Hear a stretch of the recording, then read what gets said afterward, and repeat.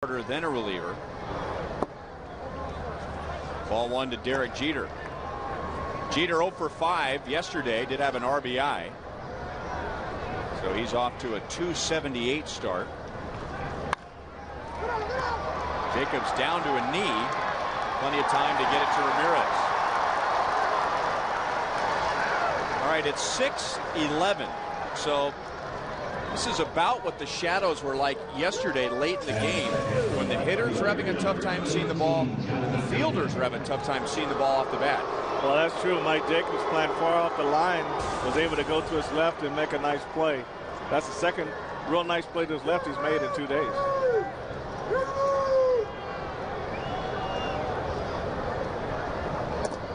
And now Johnny Damon, 1 for 4 with a run scored yesterday.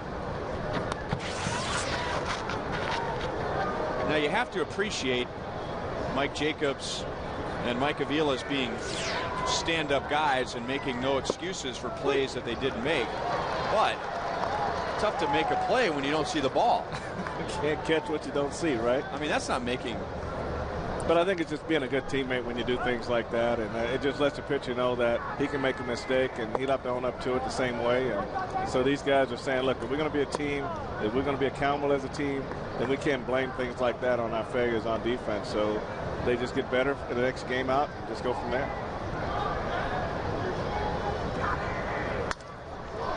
Busted bat. Crisp was shallow, but Damon drops it in between Callaspo and Crisp. You know, Johnny, he's got the oddest swing of any hitter I think I've seen in a long time. He just kind of lets his body go toward the first base side and just kind of lets his bat go at the ball. So that's that defensive protective swing he's got. So obviously Ramirez's arm slot is giving him some problems. He didn't pick that ball up very well. And maybe that's one of the reasons why he wasn't in the original starting lineup. Mark Teixeira with a sore left wrist. That's why he's out, and that's why Nick Swisher is batting third and playing at first base. 1 for 4 with a double, a run scored, and an RBI. Yeah, Johnny was 3 for 7 against Horatio coming into the game, so maybe and Mark Teixeira was even better. So I think you have to take the two of the choose between one of the 2 poisons. You take Johnny Damon. 2-0.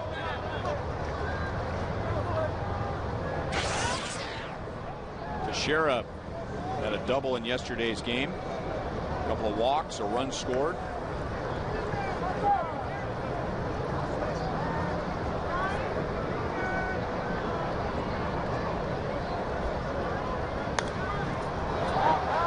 Had a play.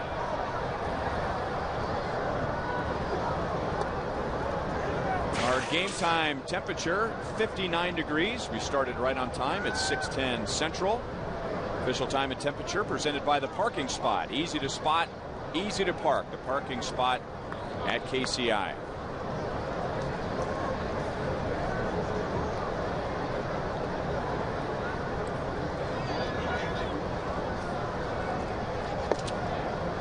A little high, 3-1.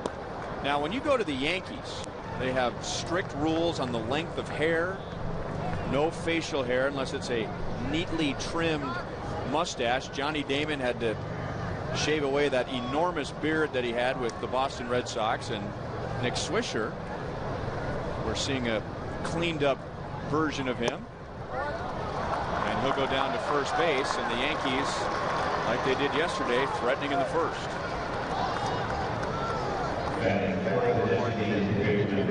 Tonight's game is in high definition. It's brought to you by Time Warner Cable, where HD is free with digital cable. That's the one thing I think a lot of players, especially guys like myself, really admire about the Yankees. They didn't really sacrifice their tradition to get a good ball player. They say, well, you want to come play for us, these are the rules you got to play by, and guys usually give in and do what they're supposed to do.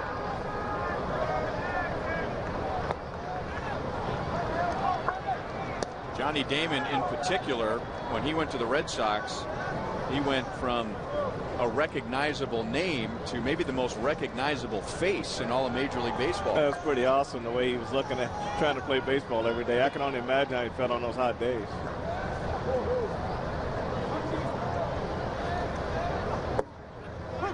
That's the pitch that Ramirez is hoping for all night. Well, that'd be a tough pitch for a left-hander to hit right there, and he's keeping the ball down, and that's one thing that any pitcher has to do in any ballpark is keep the ball down in the zone.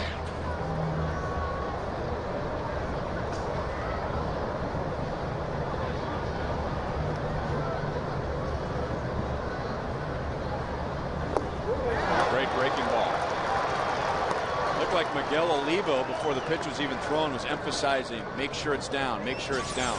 And that's true, and the way Hideki pulls out, then the ball away is really, I would stay there the whole time. I'd make him make an adjustment, and I wouldn't make an adjustment by trying to come in on him.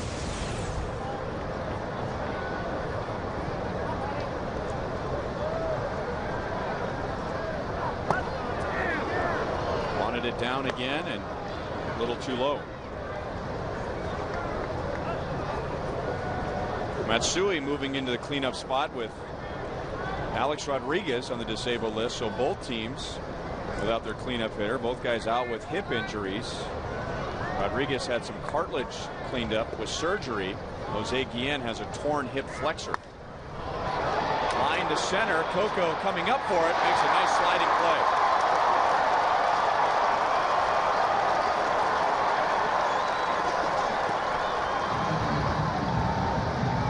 Two down. That's a great play on Coco's part, but if you notice the breaking ball that time wasn't quite as hard as it was before, so Matsui had a real good opportunity to get the bat on the ball.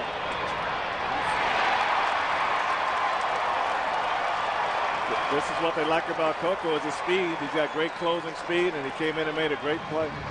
You know, Frank, it looked like he had to make an adjustment standing out in the sunlight, and it looked like maybe he was a step or two behind and then found the ball. Yeah, that's probably true, Ryan. A lot of times when the light is how it is in center field and dark on the infield, the ball looks like a little black dot coming out at you, and you don't know whether it being the end of the bat ball, it might have had a little knuckleball to it, a little slice to it. So he did a great job staying with it.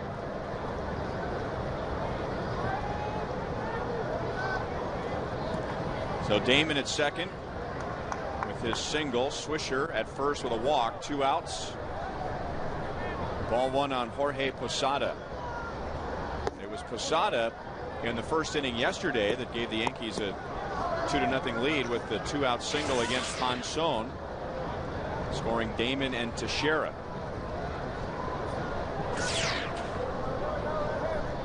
Ramirez has been behind at least 1-0 on each of the first 5 hitters.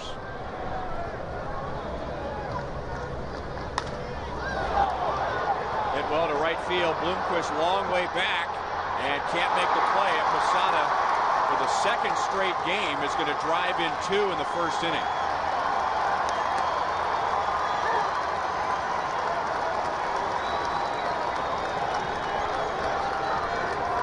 We were talking about not being able to see the ball off the bat. Looked like Willie Bloomquist got a late break on that one, like he didn't pick it up right away. And when he did, well, he had so much carry on it, being a 2-0 swing, he just got a late break on that one.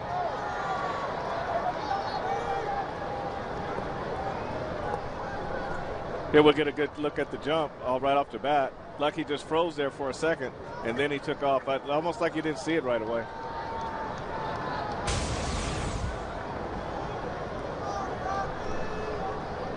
Now Robinson Cano sitting .571 in the first 4 games of the year. 2 hits yesterday.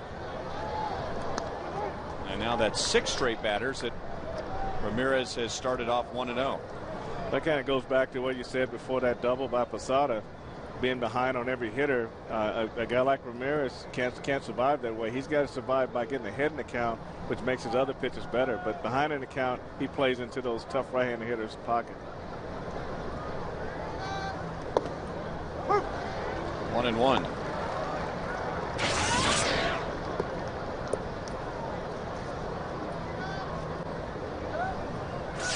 You know, we said at the top of the show that Horacio Ramirez needs to start pitching inside a little bit more. And even though that was a 2-0 count where most right-handed hitters want to drive the ball to left field, Posada was staying out there where Ramirez is the whole time and drove the ball to right field. Into right center. Chris and Bloomquist there. The inning is over. But again, it's Jorge Posada striking in the first inning. Yankees lead 2-0.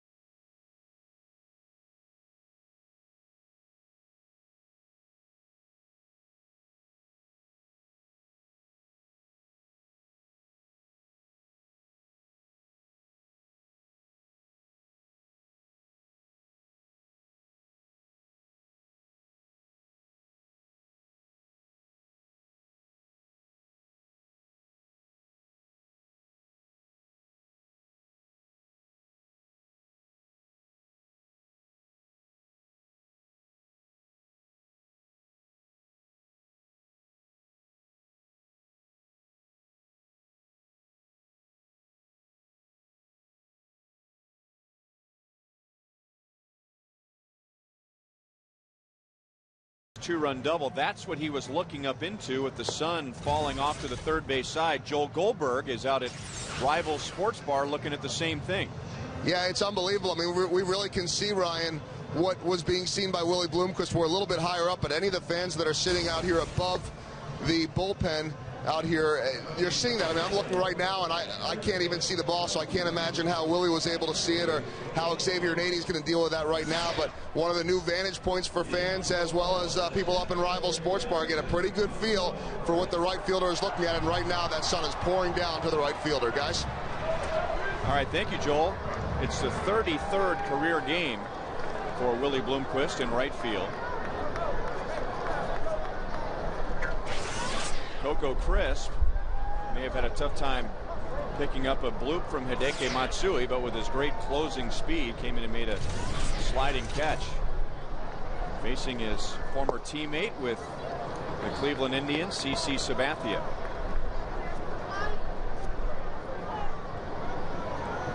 Coco 0 for 4 yesterday.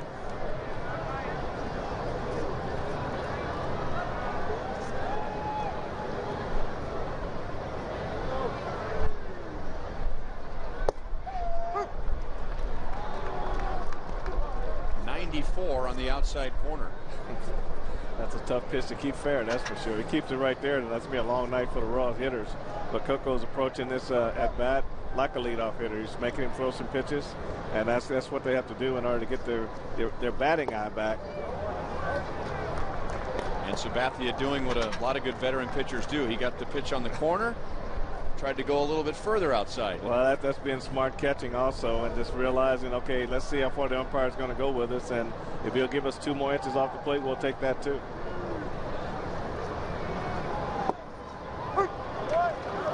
Two balls, 2 strikes. Well, you get 2 pitches away, and then one for a strike, one for a ball, and Coco gets to leaning out there, and all of a sudden throws him right down the middle. He can't swing the bat.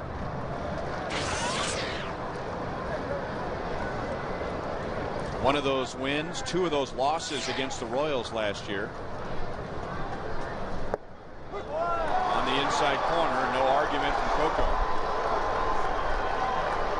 So 1 down. Here's the rest of the Royals lineup presented by M&I Bank. Alberto Callaspo moving up to the number 2 position. Mike Avila's batted second yesterday. Billy Butler will hit 4th. Willie Bloomquist in the number 9 spot in right field.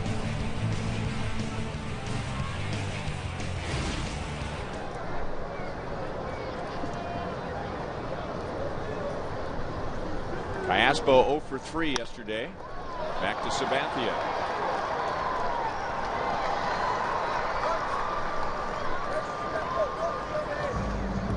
Well, there's a lot to say about 28-year-old CC Sabathia. Here's the Kia pitching report. Cy Young winner last year, or 2 years ago. Last year, started with the Indians, finished with the Brewers, went 11-2 with a 1.65 for Milwaukee, helping them get into the playoffs. I'll tell you more than earned his stripes last year, going from a team like Cleveland, where he's been a perennial winner, and then going to Milwaukee and getting them to the playoffs, and he just parlayed it into one of the biggest contracts in baseball history.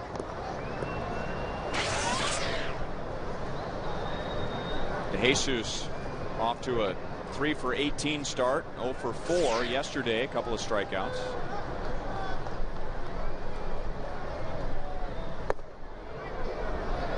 .95 miles an hour. Sabathia 6'7", 290. I know it was said he didn't really trust his fastball in his last outing against Baltimore, but I think a fastball at 95, you can trust it pretty good.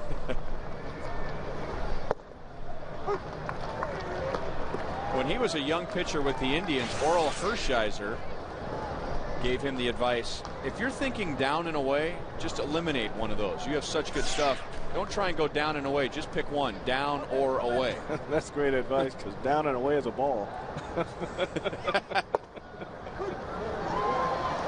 Delayed call from the home plate umpire, Jeff Kellogg, 2-2. You can almost see in some of the Royals hitters to this point that you can almost see the hitch just turning. You know, they're just in between. David had CC 2 balls, no strikes. He should be ready to swing at the next fastball. He took that down the middle, and they just almost like they're just afraid they're going to swing at a bad pitch. That one coming in at 97.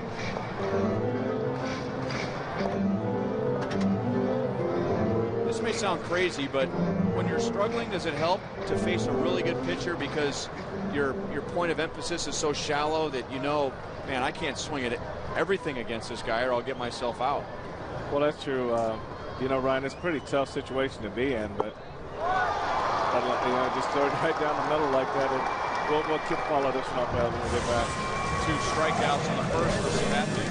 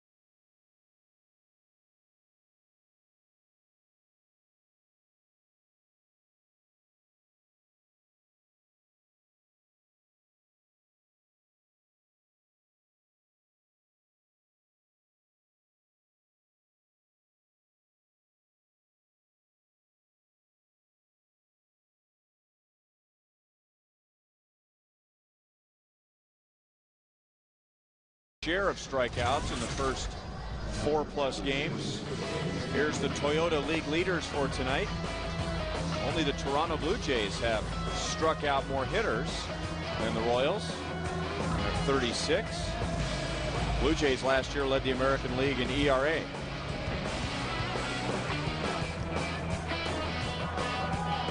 Yankees with 2 runs in the first against Horacio Ramirez. Jorge Posada with a 2-out 2-run double. Frank, before we went to break, I asked you that when a hitter is struggling and maybe thinking too much. Now, of course, you don't want to go out and face CC Sabathia, don't get me wrong, but you have a much simpler approach against a guy like that, right? Well, you got to be able to hit one or the other. When you're struggling like the Royals are right now, you're in that no man's land where you're too slow on the fastball and too quick on the breaking ball. So you got to figure out how to get on one or the other until you can bring the other one along. But right now, the hitters to this point, they're thinking a little too much, a little hesitant about swinging the bat. So they just got to focus on being aggressive and improve their concentration. Deep third for Alex Gordon. One away in the top of the second inning. Here's the Time Warner Turbo speed pitch. Ramirez gets up into the low 90s. CC Sabathia into the upper 90s. Fast, just got even faster. You can double your speed with Roadrunner Turbo from Time Warner Cable. Sidney Ponson yesterday gave up a couple of runs in the first inning and then really settled down. Gave up 2 more in the fourth. May, even though Ponson's been around for a while, may have been a result of being fired up for that first inning of opening day, and maybe Horacio Ramirez had a few butterflies fluttering around in his first start of the year. I know if it was my first start, I'd have one. I mean, it was like one of those deals where no matter how long you play, that first game of the year, you got those butterflies, and you want to get up there and get it going, get that first hit, first win, and just go right on throughout the season. Off the end of the bat, and David hardly has to move. 2 down in the second inning.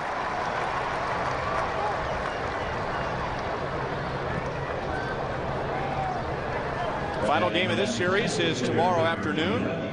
Gilmesh, who was so good against the White Sox on opening day, will start against Lincoln, Nebraska's Jabba Chamberlain, who's making his season debut. Coverage begins at 12:30 with Royals Live with Joe Goldberg and Jamie Quirk.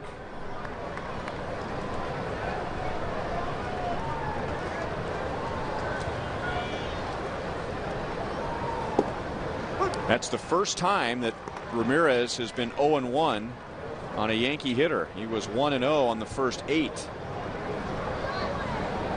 Yeah, the one pattern I've spotted so far, Ryan, is he just hadn't pitched inside to anyone yet. I mean, Bainley's been away on lefties and right-handers.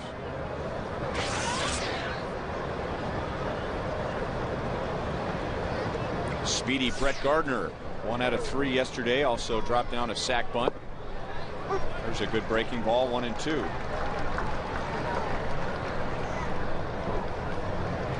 Gardner beating out Melky Cabrera, who was the Yankees starting center fielder the last 2 years. 2 balls, 2 strikes. Well, he's got that great speed, and yesterday he laid down a nice sacrifice bunt, so he can play the little game too. So those are, you put speed and the bunting together, you got a nice little package right there.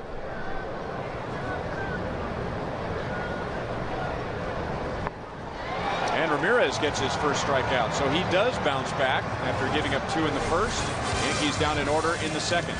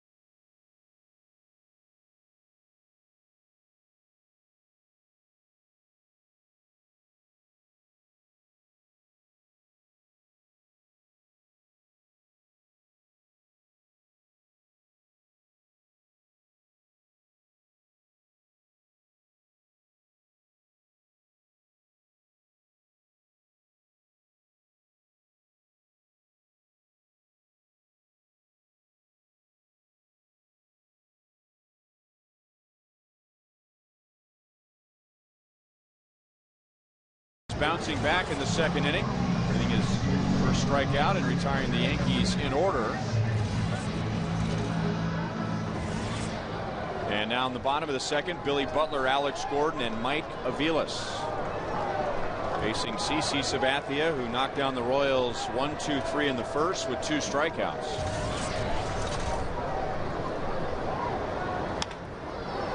Trey Hillman today deciding to break up the left-hand batters. Remember yesterday it was DeJesus, Tian, and Gordon hitting in succession against Andy Pettitte. Tian not in the lineup tonight against Sabathia. Now Billy Butler moving up to number 4. Billy moves to number 4, but the pitching pattern doesn't change. They still go in on his hands and really jam him on that first pitch fastball.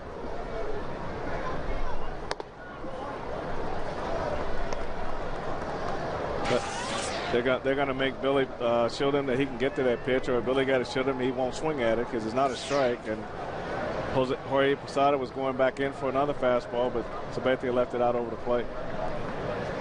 Tian does not have good numbers against Sabathia. Billy Butler does. Tian 16 strikeouts and 34 at-bats.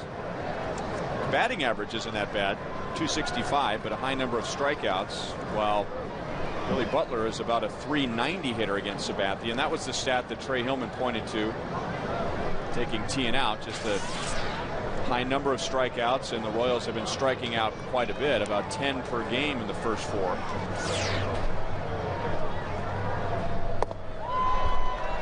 Changeup.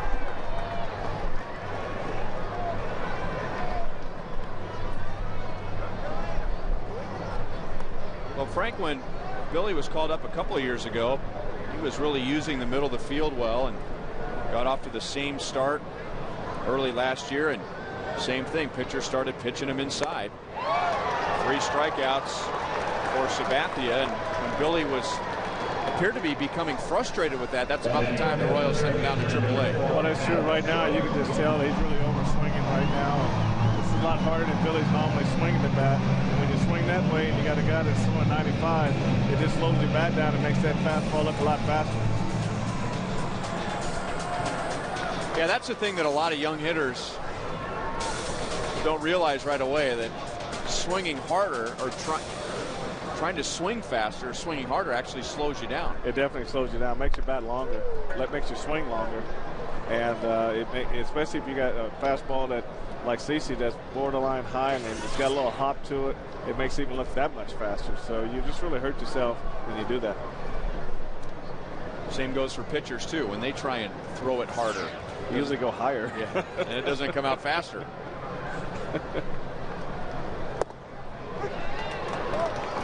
Quickly 0-2 on Alex Gordon. 0 for 4, 2 strikeouts yesterday. A lot of times Alex will get himself in trouble when he strides. He won't stride directly to the pitcher. He'll stride toward home plate and lock his hips up, and that's why they want to go inside to him.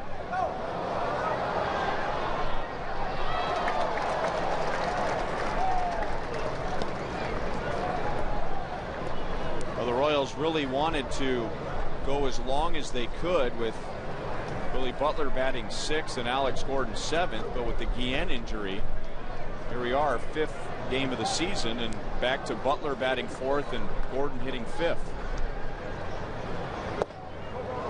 They always say the best laid plans. You know, you got a nice lineup working for you, and one injury throws the whole thing off.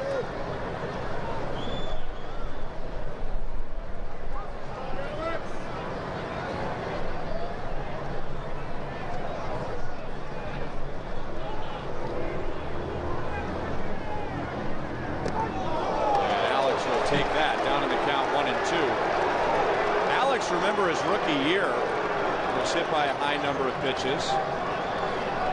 Royals rookie record, and he said that was something that he learned at the University of Nebraska, and it's very common in college baseball. With 2 strikes, hitters will get close to the plate. That was a Mike Anderson theory at the University of Nebraska, and that same year David DeJesus set a franchise record for being hit by a pitch, and he said, yep, that's what I did at Rutgers.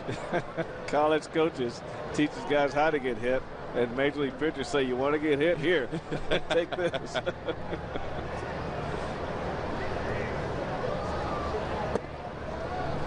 Little low to Mike Aviles. That's the one thing I noticed about guys coming out of college and the pro ball. Everything that they learned in college, the pro coaches change everything. Terminology.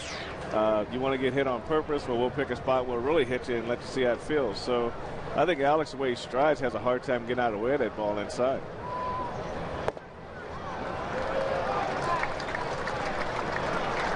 And I don't think Alex is one of those guys that'll stick his elbow out there like some will, but getting a little closer to the plate with 2 strikes and giving the pitcher a little smaller strike zone. That'd be a smart thing to do. But I like to say, Ryan, anybody who wants to stand in front of a 95-mile-an-hour fastball with no armor, they got to be a little nuts, I think. I'm fine sitting up here with you, Frank. So am I. If I was down there in the stands, if I wasn't behind that screen, I wouldn't be comfortable.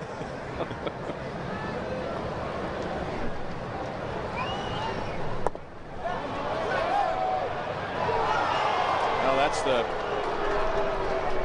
snapshot of some of the frustration for the Royals in the first 5 games. You jump ahead 2-0, and then Sabathia gets you to swing at ball 3. Well, that's true.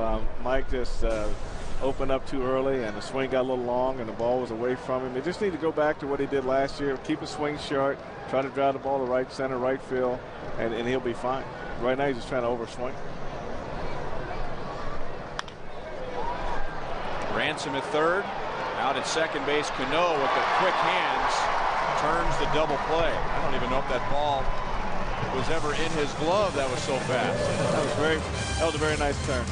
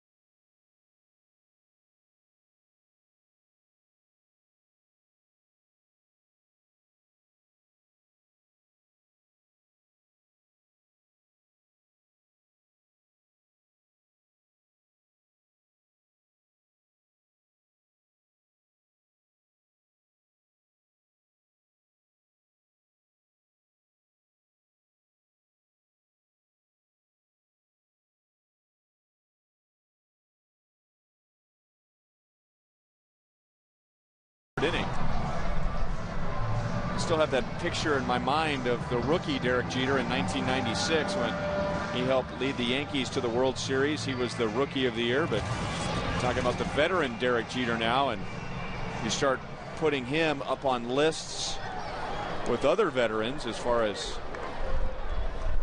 milestones among active players. He is 5th all time among active players in hits. So think about that. Only 4 hitters in Major League Baseball today have more hits than he does. And with his age right now, he'll be able to get a lot more hits before he's done. He's just got the perfect swing for base hits. He uses the whole field. There's another one. That's his first hit of the series. He began the series 0 for 6. So Ken Griffey Jr. has an outside chance at getting to 3,000. Omar Vizquel, how about that? He really turned himself into a good hitter. He really did, coming from Seattle to Cleveland. He got around those great hitters over there, and his career just took off as an offensive player. Well, you bring up a great point, Frank, because as I'm looking at the first four, now Jeter's running. Olivo had to deal with a tough pitch from Ramirez, and Jeter has his second stolen base. Now look at those names. I mean, the four above him, those are guys that are at the not only just the end of their career, but some guys at the very end of their career. And this guy looks like he could play another 5, 6, 7, 8 years. Well, that's true. And Jeter, he just took off on the first move. They must know something about Horatio Ramirez. Usually against a lefty, they don't go first move on the first pitch. So it might be better if Ramirez goes to first base a little bit more on the first pitch. Johnny Damon doing his job. Jacobs to the bag himself. So a single, a stolen base. And with one out, a runner at third for Nick Swisher. I think part of any pitcher's job is controlling the running game, and if they feel like a guy will run, they need to kind of help themselves once they get on the base. You know, you don't have the Andy Pettitte type move, but at least you can make a move over to let them know that you're paying attention. Swisher walked, scored on the 2-out double from Posada. With one out and the way the Raws infield is set up, anything slow, they're probably trying to get a play at the plate. They're really just trying to make sure they don't give up an easy hit. But in this situation right here with Jeter on third, they're probably going to go contact. So to me, you're kind of giving a runaway right there by playing in that position right there. You don't typically see the infield in this early in the game, but the way CC Sabathia is pitching right now, I mean, yeah, you got to protect it. I think what Trey's hoping for here is a hard hit ball at one of the infielders that Jeter will freeze on, and you'll have it play at the plate. But if he's all the way back, he'll go for sure. And if you're in and get by him, he'll go. Instead, it's a slicer near the right field line. Bloomquist diving, and that was not a good choice. Nick Swisher is on his way to third base.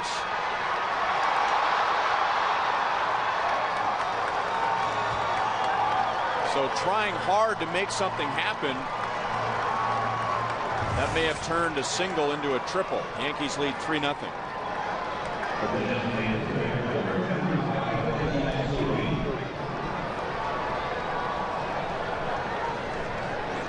Yeah, a lot of times, Ryan, when you play in a lot of different positions and you don't play them for a while, then you kind of lose sight of all the responsibilities that you have at those positions. And here where Willie should have come up and just played it on one hop and try to avoid the extra base hit, he tried to make the great play. A single on that play. 1 run scores, but you still have the double play in order. Now you have the same situation. Runner at third with 1 out, but Swisher's not going anywhere on that ground ball from Matsui. So 2 down, and Hideki Matsui has a 1 for 16 beginning to the season. Your good defensive teams, the one thing they do very well is they manage the game. They try to make sure they don't give up the big innings and just give away your runs one at a time, and they try to keep your double plays in order to help the pitcher get out of some tough innings. And now Mr. Clutch for the Yankees in this series. Jorge Posada has 4 RBIs in the first 2 games, all with 2 outs. And Ramirez pitching high and inside. That's a pretty good pitch from Horatio right there. I think he needs to throw a few more pitches like that to get him off the ball away.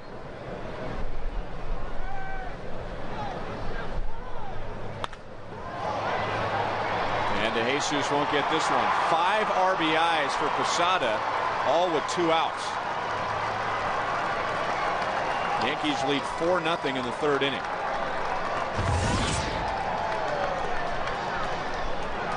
Horatio Ramirez does a great job, Ryan, of coming up and in on Posada with the first pitch, and Miguel Oliva wanted him to go to the outside corner, but he left the ball in the middle of the plate, and Jorge Posada just turned on it and drove it into left center field. Sometimes with a guy that really wants to live away, sometimes you can even back that pitch up in there a couple times to kind of, because you have to create a lane for yourself where if you want to get a guy out, you got to figure out how to get him out. Well, I was just going to ask you, from your experience as a hitter, I mean, how much of a statement does a pitcher make if he throws one pitch inside as opposed to back-to-back pitches inside? I think it's a bigger statement because now you don't know exactly what he'll do. But if he lives outside, then you know he's going to be out there. Or if you know that even if it comes in here twice, then do you come back inside for a strike or do you go away with your fastball? But basically you got to get the ball in the zone that you want to get it into. Now, does that word spread in the dugout after a while? Hey, he may pitch you inside once, but he's going to go away on the next pitch. Right, just for show. Right.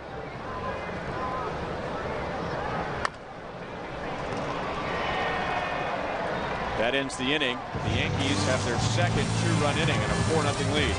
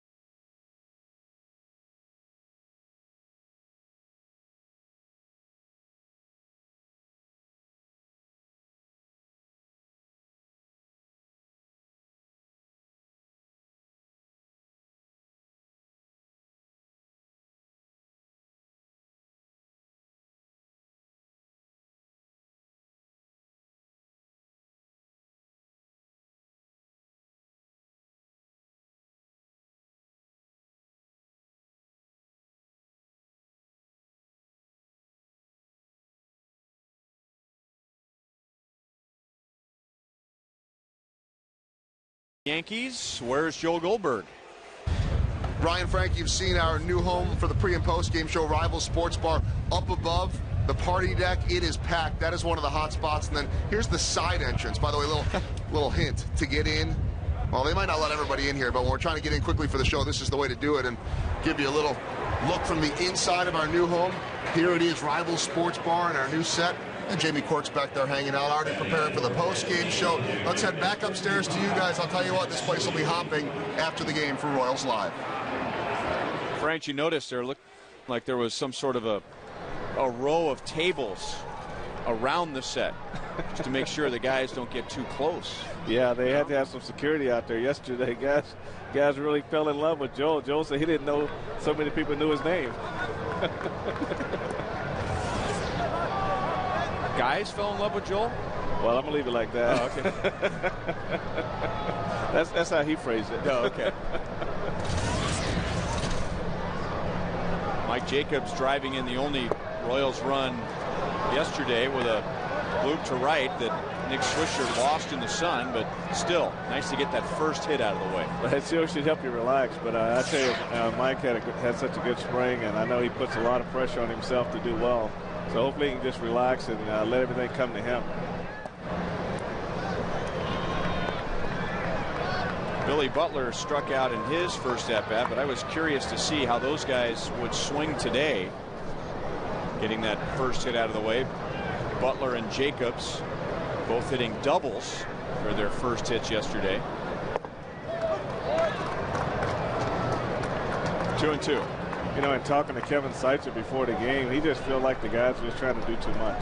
You know, rather than going back to basics, what they worked on in spring training, you know, they just felt like they just came out and just want to get it so fast, and they're not letting the game come to them. They want to go out and try to take the game.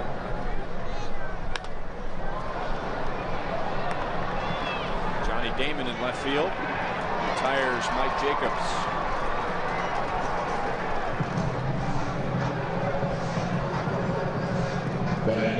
Now Miguel Olivo. A lot of new great ticket offers coming up this year, like Royal Nights with $5 upper level tickets. That's back every Monday except in late September. Buck Nights are back thanks to Independence Honda on select Wednesday, Fridays, and on Memorial Day. On Fridays and Sundays, we have the Bob Evans Bases Loaded 4-pack. And don't forget the brand new Dry Duck fountain seats. They're available for just $7 the day of the game.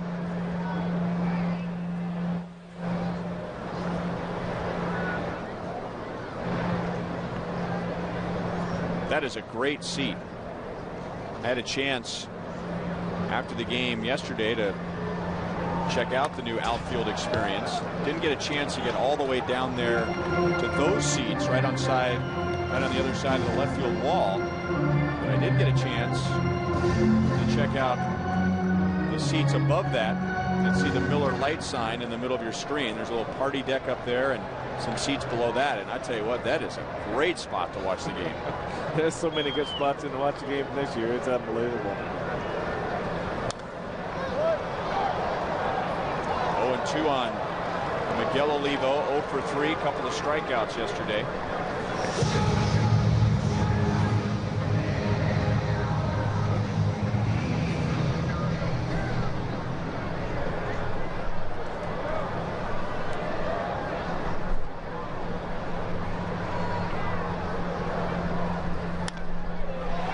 Sabathia, the Royals have their first hit.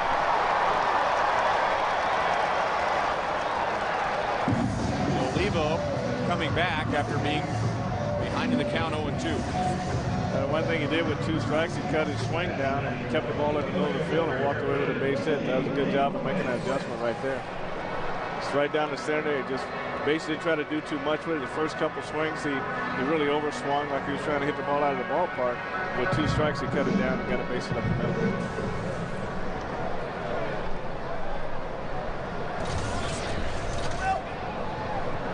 Now Willie Bloomquist, not in the lineup yesterday. Pretty good numbers against CC Sabathia, however. It's in on the 5th. Sabathia wants it, gives way to Cody Ransom.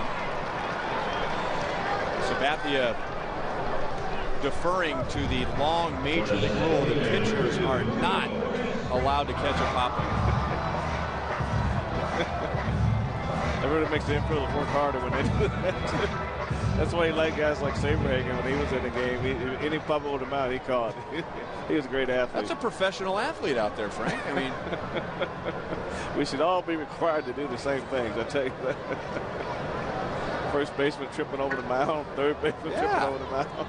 Meanwhile, the pitcher takes a step back like, go right ahead. I mean, could have caught that barehanded, but you want it. The pitcher's job is to call the guy's name who's going to trip over the mound. Zach Greinke, on the other hand, you're going to have to bring in somebody to screen him or a lead blocker because he goes after him. Remember, he made that diving play in foul ground in Oakland last year. What a great play that was. Wow. Oakland has the most foul territory outside the baselines, and Zach was really the only one who could get to it. And man, he was just a blur of a gray jersey going from the mound and diving on the grass in front of the A's dugout and came up with not only the ball but a big smile on his face. Yeah, the one thing he does well in batting practice, he goes down center field and he shags fly balls off the bat like an outfielder. 0-2 on Coco. Sabathia struck him out in the first inning, one of 3 Sabathia strikeouts.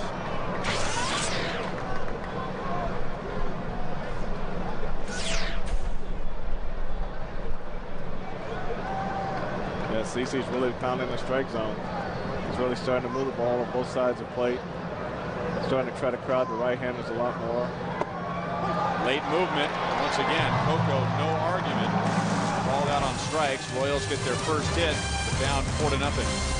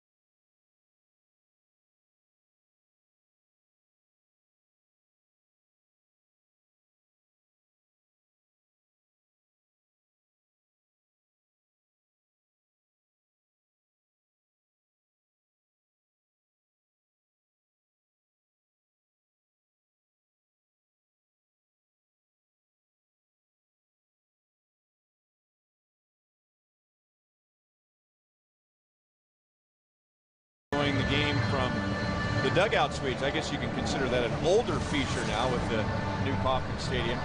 Sounds crazy to say this when you're facing a guy like CC Sabathia, but you just get the feeling the guys just need to relax at the plate. Well, he's pretty tough, but right now with 2 strikes, they're really not doing a good job of covering the whole plate. They just mainly are staying one-sided. If you pounds them away, they give away the inside. If you pounds them inside, they give away the outside. So they need to take one for the first 2 strikes, either out or half or in a half, and then with 2 strikes, they need to go out over the whole plate.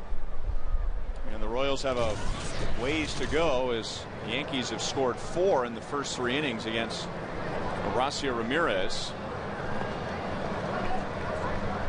Xavier Nady takes ball 1. Grounded out first time against Ramirez. Posada 3 RBIs. And Nick Swisher with a run driven in against Ramirez, who has been pitching behind most of the game tonight.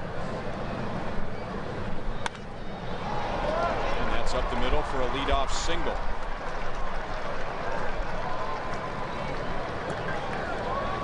And now Cody Ransom. Royals baseball brought to you by Lumiere Place Casino and Hotel, presenting the Go Blue in St. Louis sweepstakes. One lucky winner will be at the Royals Cardinals game on May the 23rd and enjoy beautiful accommodations at Lumiere Place Casino and Hotels. Register now at goblueinstlouis.com.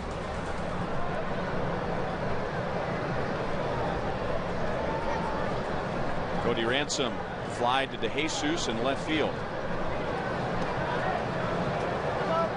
Horacio Ramirez familiar with Dayton Moore. Dayton Moore familiar with Ramirez from the Braves organization. Had a big year for Atlanta in 2003. Went 12-4. Deep and just foul. But the very next year he had surgery on his shoulder, and it's taken him a while to get back from that. Some other issues with the disabled list. Very early in his career he had Tommy John surgery.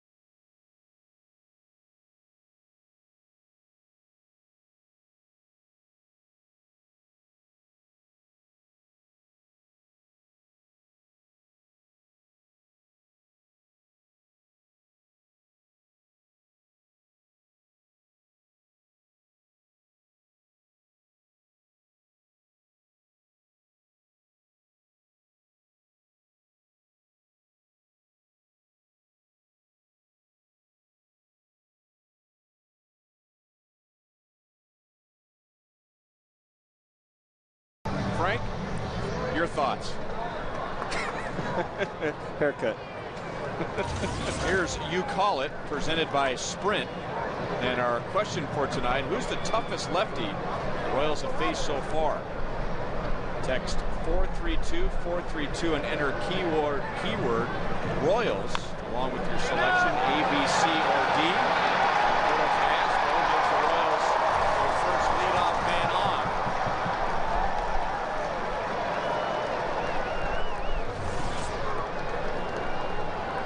Hey, Mark Gurley, that was opening day. Tuesday, John Danks Thursday afternoon, Andy Pettit yesterday afternoon, CC Sabathia tonight. Again, text 432-432, keyword Royals, along with your selection. Standard text rates will apply, and we'll update those numbers throughout the game. Ryan, looks like Aspo is his first pitch hitting tonight. The first time up, he hit a ground ball back to Sabathia, and then the second time up, another ground ball. But what a great bunt that was. Well, if he would have squared, you know, Ransom would have come in from third, right? The old swinging bunt. It would have been perfect, yeah. But almost like he said, he's not getting ahead of me. And he's usually one of the more patient guys when he goes to the plate. Well, even a guy as good as Sabathia, I mean, chances are you're going to get a pitch to hit each plate appearance, right? Yes, you're going to get one, at least one. You just can't miss.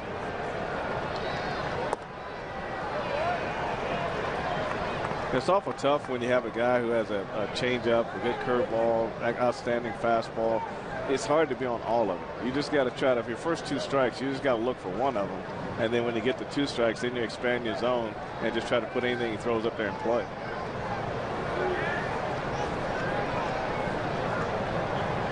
That's what I was getting at earlier when I mentioned, you know, maybe facing Sabathia tonight. Now, it hasn't worked out so far. Isn't the worst thing when you're struggling. And, you know, you face a pitcher you're not worried about. You think, well, I'm not worried about any of his pitches, and maybe there isn't as much of a plan. You better have a plan when you go up against Sabathia. He will make you think, and you got to be thinking all the time up there, and you got to try to figure out, okay, what's he throwing, what's his best pitch, what he throwing majority first pitch, and you just kind of look for something you can handle. Jesus up the middle. Aspo will hold, and a good start. First time the Royals have had more than one base runner in an inning. And David does a great job getting the ball down the middle of the plate and keeping it up the middle. So, but I think that's what you have to do. Is you can't cover the whole plate. You still have to figure out whether I'm better middle in or middle away. And on those first two strikes, you got to look for a pitch in your zone, what Kevin Seitzer talks about. And then when you get the two strikes, then you try to shorten everything up and try to stay in the center of the field, put the ball in play.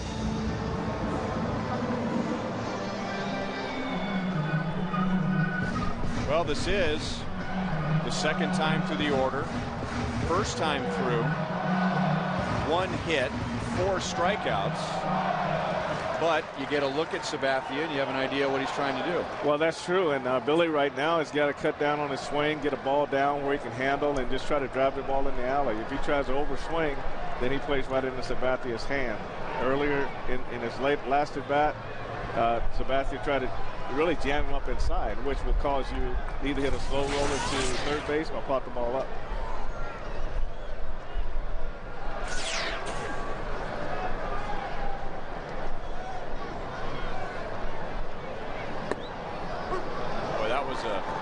Big mix-up, and the Yankees are lucky. A couple of things. Number one, that ball didn't get past Posada. Number two, it ended up being a strike. It was definitely a strike, but I think he wanted to throw that fastball up and in that he threw the time before and see if he can get Billy to chase him. That's not the first time that's ever happened, where you get a little later into the game and the Royals have a runner at second base for the first time. This is the first time that Posada's had to do a series of signs. And sometimes those guys aren't on the same page. Well, that's true.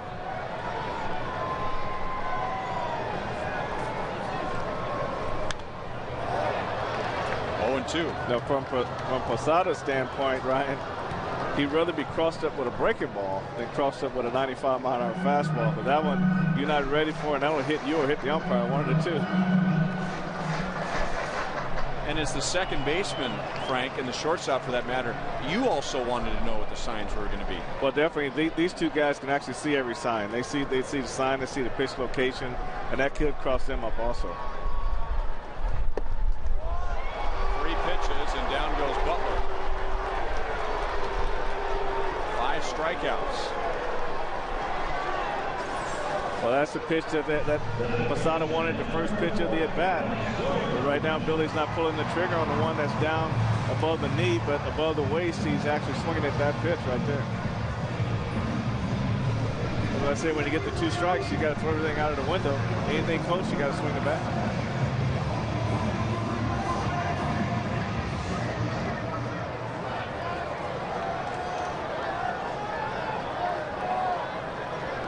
Alex was down in the count 1-2 his first time up and was hit by a pitch.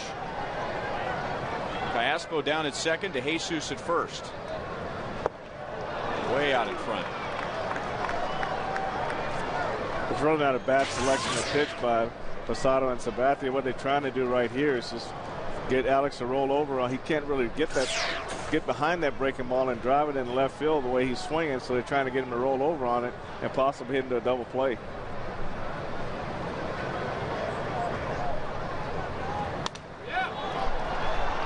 Going to have to hurry. Yankees turn to double play. Great opportunity, first and second, and nobody out. And the Royals come up empty against Sabathia.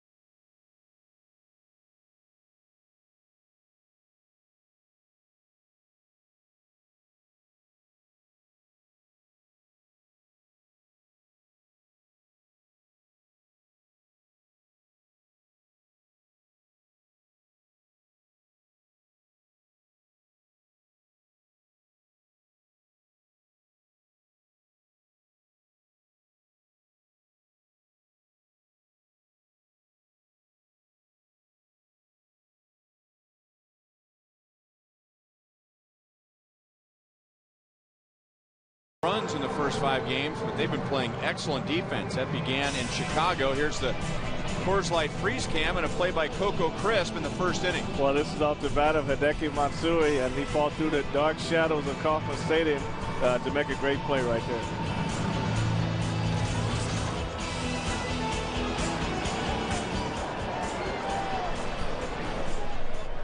Derek Jeter leads off the 5th. So much for the leadoff hitter only leads off once a game. This is the 3rd straight at bat that Jeter leads off. 1 for 2. Singled, stole a base, and scored in the 3rd inning.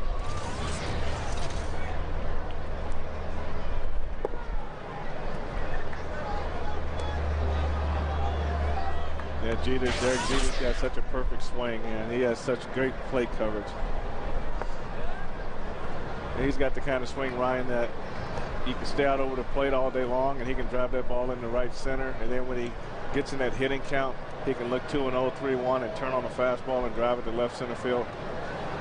I agree. For a guy who has a reputation of being an inside-out hitter, I mean, he can smoke a ball to left field. And he runs every ground ball out hard, and he's barely out. Of all the things that he does so well, defensively, offensively, he's got a handful of World Championship rings. He runs every ball out hard. He really does, and Michael Vilas has got to be aware of that, and he comes up and he really tries to take his time, but right there, when you kind of come in on the ball from shortstop, you just got to get that ball and go. You don't have time to kind of dip your head and set your feet. You got to set your feet, but you can't take all day to let this ball go. You got to get rid of the ball.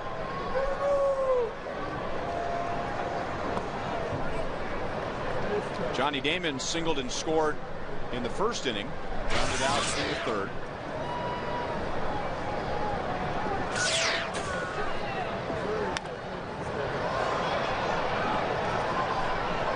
One and one. Opening week celebration continues tomorrow, sponsored by Sprint. Tomorrow you'll still get a magnetic schedule for 2009. Monday, get a $5 upper level ticket, $5 GA parking as we bring back Royal Knights. And then Wednesday is the first Inc. College night and happy hour with concession specials and the new outfield experience.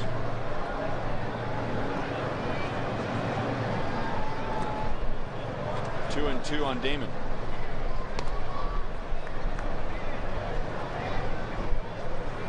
Johnny has such an unorthodox swing that more than likely when you throw the ball away from him, he's better off. You can still get inside on him and break his bat just because of his setup and the way he swings.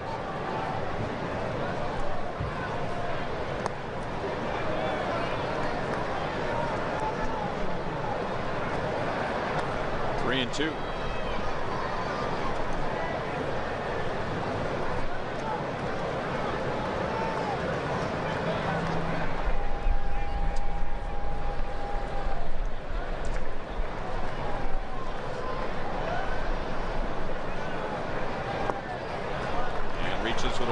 Second for Ramirez.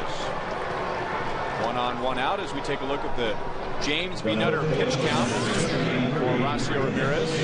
63 pitches. Royals would like to see a better ball or strike to ball ratio. Right now it's about 50-50. It's about 50-50, and a lot of times when you're the catcher and the pitcher and you have a hitter at the plate with Johnny's home run potential, then basically you got to say what's the worst that can happen to me here if I throw a fastball down the middle of the plate 3-2, and you got to really go after Johnny in that situation. You don't want to put him on base because now he got the opportunity to steal second base.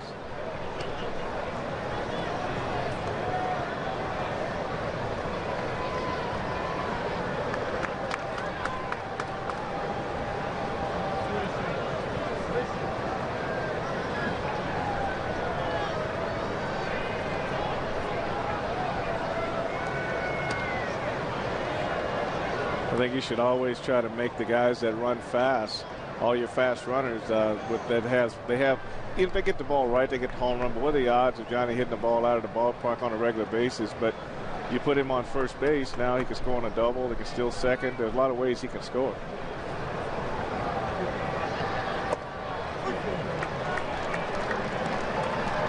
Strike one on Swisher by my count.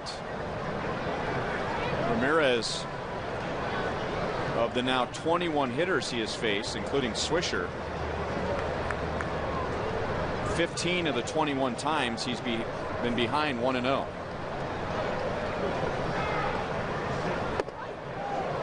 That's a good pitch. Well, he needs to do a little bit more of that and try to keep the hitters honest. But like you say, Ryan, if he's not going to get ahead of the hitters on first pitch strikes, then it's going to be hard for him to battle back and be able to utilize the pitches he wants to use to get hitters out.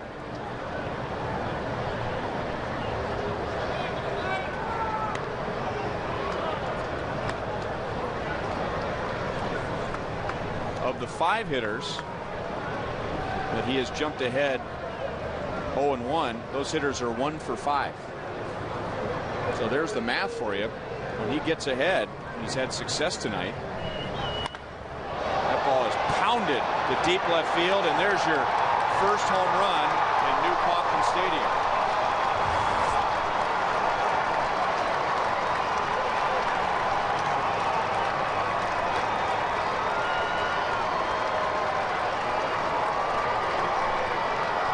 Nick Swisher, at least in 5 games this year, has put his 2008 season in his rearview mirror.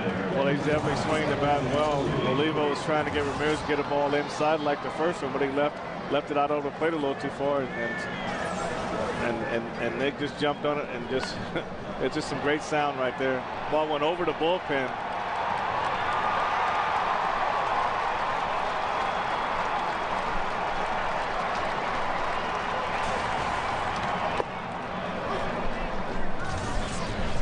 Well, there was some concern after yesterday, and it was a bit windy on the cool side, that the ball wasn't carrying at all. But when you hit it like that, I think it just depends on who hits it myself. well, there are some ballparks where you don't really have to get all of it to hit it out of the ballpark. That is true. But when you're pitching behind in the count, you always have a chance to give up a ball like that. Matsui 0 for 2 and just 1 for 16. He goes to the opposite field, and Coco's not going to get this one. The Royals are playing him to pull on the infield and in the outfield. Well, Ramirez got Derek Jeter to ground out to begin the inning, but now a walk, a 2-run home run, and a double, and the Royals are going to go to work in the bullpen. Well, earlier in the game, he hit a little sinking liner in the short, more the right center field side of center field. But this time he left the ball out over the plate, and he just, with his body leaning toward first base, he just caught it late and drove it into left center field. And that just kind of tells you with that shift that I don't think he was necessarily pitching in with the fastball, but he was definitely going to throw breaking ball to try to get him to pull the ball. Not only the Royals going to go to work in the bullpen is going to take over the game. So Horacio Ramirez going just 4 1/3 in his season debut. Robinson Tejeda comes in. He can figure out the gate.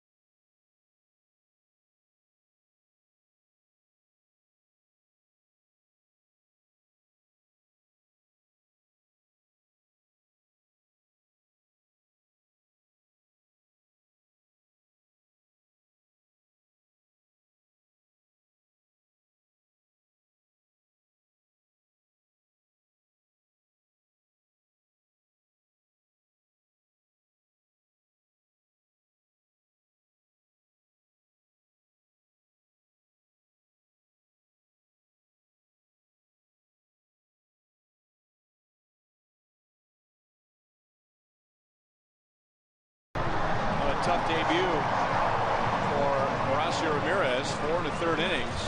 He's up 8 hits, 6 runs. Still responsible for Hideki Matsui at second base, and now Robinson Tejeda appears in his first game. Another one of the outstanding arms that the Royals have coming out of their bullpen. He was up around 95, 96 in spring training. Expect him to be a little strong tonight. He hasn't pitched in a while. So hopefully he can control his fastball and get it down in the zone. Really a great find for the Royals last year, getting him off of waivers from the Rangers, and a guy who had a reputation of having a great arm and great stuff, as they say, which essentially means talking about velocity and movement, not necessarily command and control, but he was far from a wild guy with a great arm once he got working with Bob McClure. And it really helped him a lot. They tried to get him to land on his toes and not on his heel, and get more of a straight line to the target, and he really did big job for Trey Hillman last year. Spot started a few times, and he just was a real versatile guy to have in your bullpen. Jorge Posada is 2 for 2. He's driven in 3 of the 6 runs, all with 2 outs. So he's been productive tonight, and he's been clutch. Mentioned yesterday he had all of those shoulder problems last year and had surgery on his right shoulder. And Joe Girardi really only hoping that he starts behind the plate for about 100 to 110 games. Oh. Now, was that because you remember what that felt like? You yell before it hits you. I thought that was going to hit you somehow. Oh, I can imagine. I've been hit below the knee with fastballs like that, and I tell you what, there's 2 places you don't want to get hit other than the head, and that's from the wrist to the elbow and from the knee to the ankle. Not a whole lot of meat, at least when you're standing sideways facing the pitcher.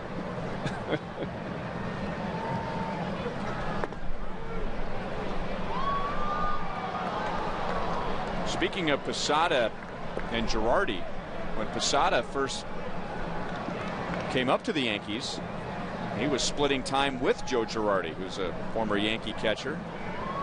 Second year as a Yankee manager. 16 games above 500 last year was good for 3rd place in the American League East. Well, Joe Girardi, when he played for the Yankees, he get runners on 3rd base. He was king of the safety squeeze, and he did that very well.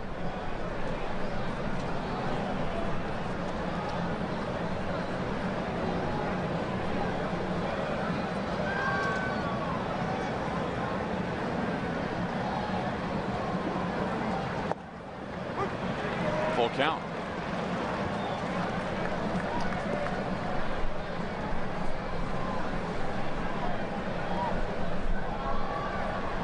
Well, Tejada's come out.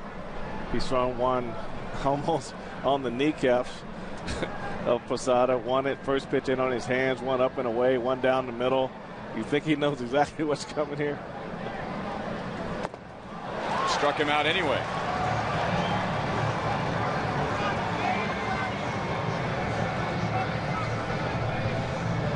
Also, when Joe Girardi was catcher for the Yankees 10 years ago, can you believe it's been that long? 10 years ago, he was behind the plate when Kansas City's own David Cone threw a perfect game against the Montreal Expos. David Cone, now a television broadcaster for the Yankees.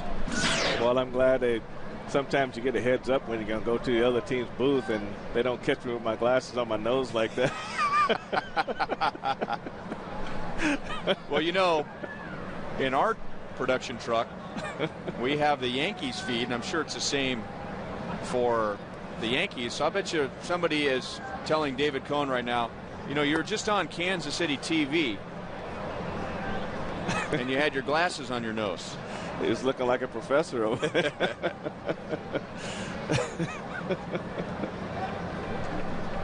Talking to David about that before the game tonight, and asked him what he remembered about the perfect game, specifically working with Joe Girardi. He says what he remembers is that they hardly even talked during the game.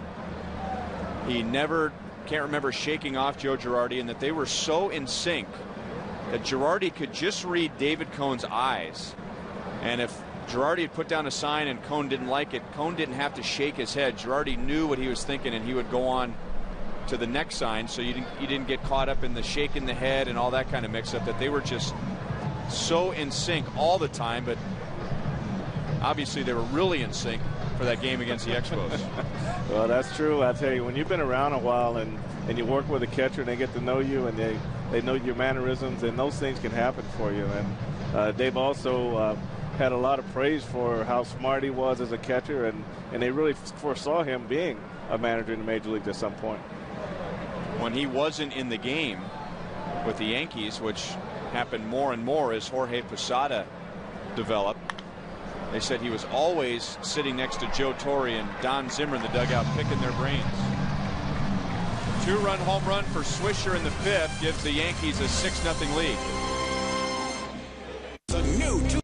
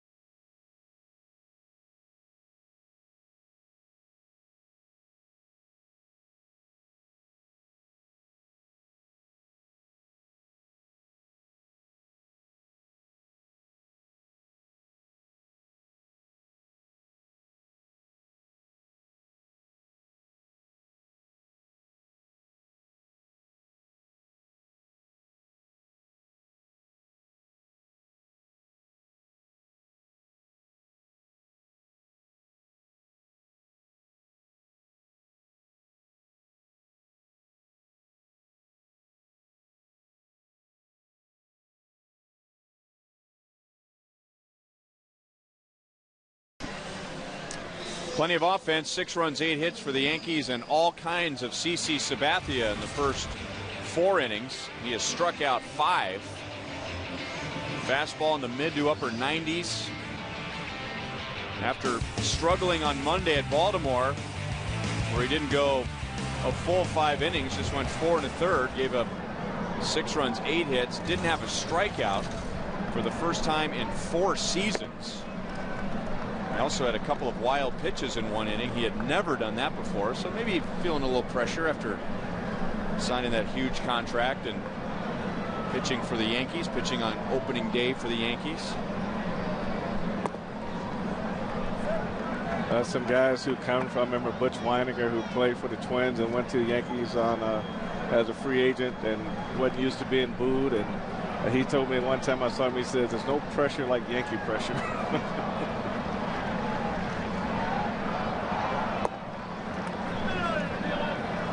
Might be the first.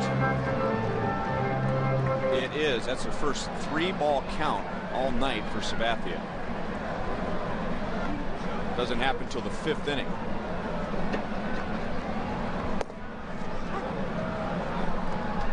No walks, 5 strikeouts. Royals have 3 singles and a hit batter in the first 4 innings. They had 2 on, nobody out in the 4th, but Sabathia came back with a strikeout and a double play. A bullet to center field, and Mike Aviles is on base.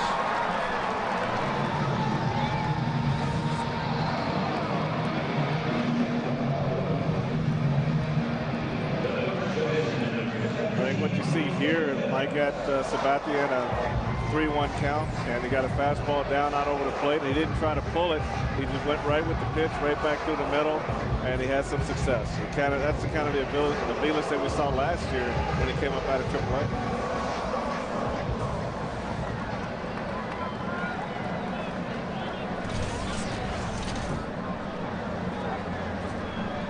And the batter is Mike Jacobs, out on a fly ball to left in the 3rd inning. 1 for 11.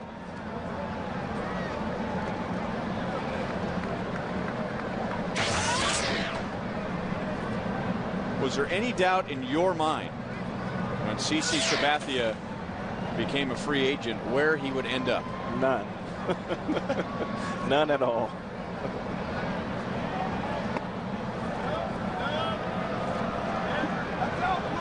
Having a little problem with his control in this inning, falling behind 3-1 on Aviles, and now 2-0 on Jacobs. That's check back in with our You Call It, presented by Sprint. The toughest lefty the Royals have faced so far the last 2 nights. Overwhelming. Pettit 36%, Sabathia 60%. Text 432-432, enter keyword Royals along with your selection. I thought John Danks was better than what he had, 8% there. Yeah, he was nasty. He was real nasty. 2% John Danks got. Of course, he's not the name now that he might be in the next few years. Well, the one thing that they both have in common is that exploding fastball, and they can get in on lefties, and like CeCe got that outstanding curveball along with Pettit yesterday. Good take by Jacobs. The count goes to 3-1.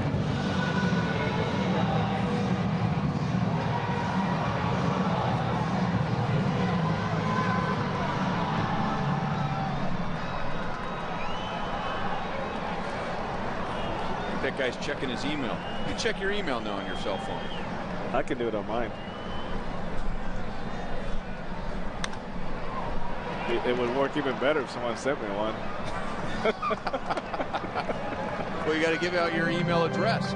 You're not a texter, though. You told me that. No, I don't text. You told me, don't even waste my time sending you a text. Someone texts me, I'll text back, say, I don't text. Call me.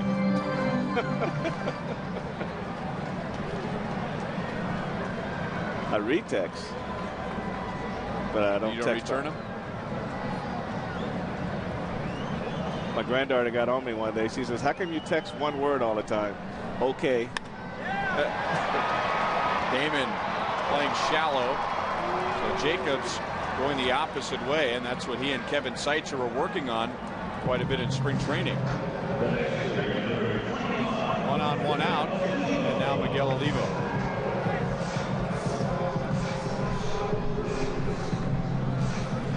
Well, that's by far one of the best at-bats he's had to date. I mean, he just stayed on top of the ball, hit a line drive. He stays right there. The hits won't be long before they start coming. Olivo singled sharply to center in the 3rd inning. He was down 0-2.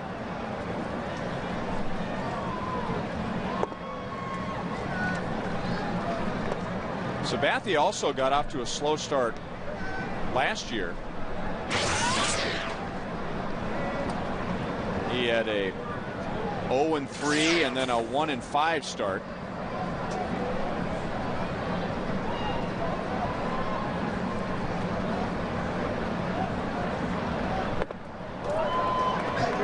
Miles an hour. So you can tell the difference in that swing that Olivo took versus the swing that he took to get the base hit up the middle. Right here, this is where he's just trying to do way too much with a fastball at the 95, 96 mile an hour range. You just got to go back to what he did when he got the base hit up the middle, cut down your swing, just try to be quick to the ball and keep it in the center of the field. He swung so hard that time his head went right with his shoulders. You never saw the ball when it went by. Changing speeds, and you could see Miguel's rear end was going in one direction and the ball was on the outside corner. It's almost like he was conscious of a ball inside, and you know when you when you get pitched inside pretty hard and you start looking early and the ball goes someplace else, that's what you look like. Yankees have already turned 2 double plays. They won't get a 3rd here.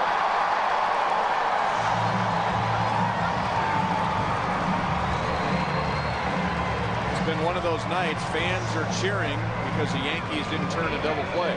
Well, on a play like that, when the third baseman's going hard to his left like that, Robinson Cano has to be able to come to the bag and just try to settle in and just try to get one out. There he just tried to do a little too much. Ransom was mad at himself immediately because it wasn't a good feed. He's going to be charged with an error. So this might be the break that the Royals are hoping for. Instead of, even if the Yankees got the 1 out, you have a runner at first, 2 down, 2 on, 1 out for Willie Bloomquist. Well, that's true. You got to always make sure you get an out, and if he takes his time and makes a good throw to get the 1 out at second base. And then you still got a man at first.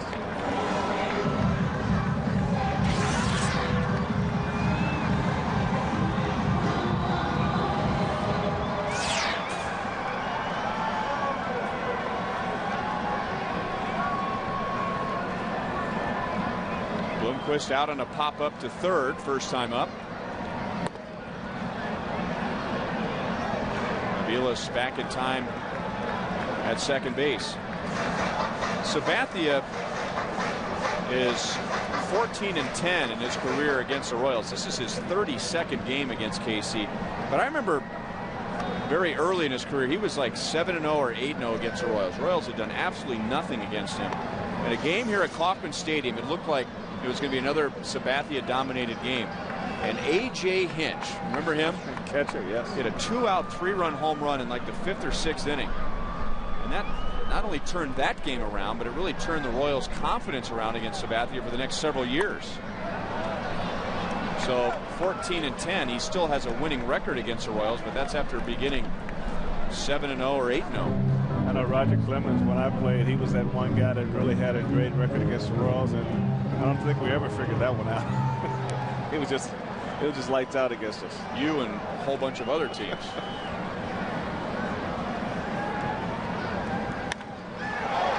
Center field, Gardner shallow. Aviles runs back to second base to tag.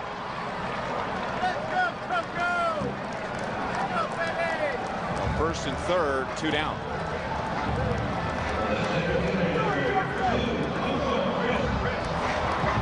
Remember, every Friday and Sunday home game is a Bob Evans loaded 4-pack day.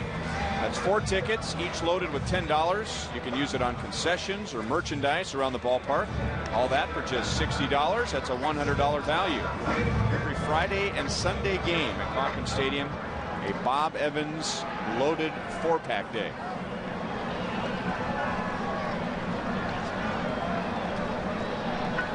Coco Crisp has taken 2 called third strikes against CC Sabathia, both times on a fastball. Yeah, Coco's one of the guys, Ryan, that you think with 2 strikes would just be able to cover the whole plate, but he's been locked up on fastballs the last two plate appearances, one inside, one outside, so he got him kind of in a rocking chair right here, so he's got to figure it out. And with all those fastballs, he starts him off speed. Maybe Coco anticipating another fastball, guessing another fastball.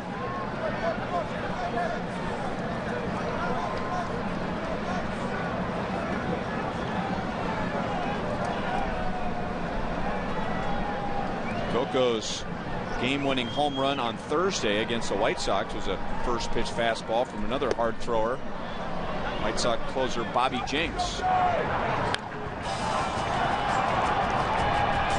I talked to Coco about that swing. He said, hey, he was getting inside on everybody, so I figured I'd try to cheat on the fastball, and he got one that stayed on the plate a little bit more, and he really turned it into the seats.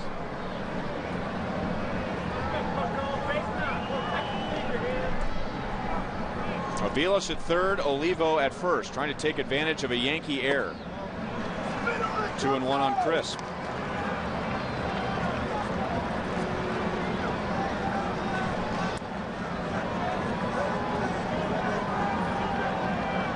With that hole open at first, between first and second, it'd be nice if you just took a fastball and just sort of try to hit behind it and drive it to right field and try to go first and third again.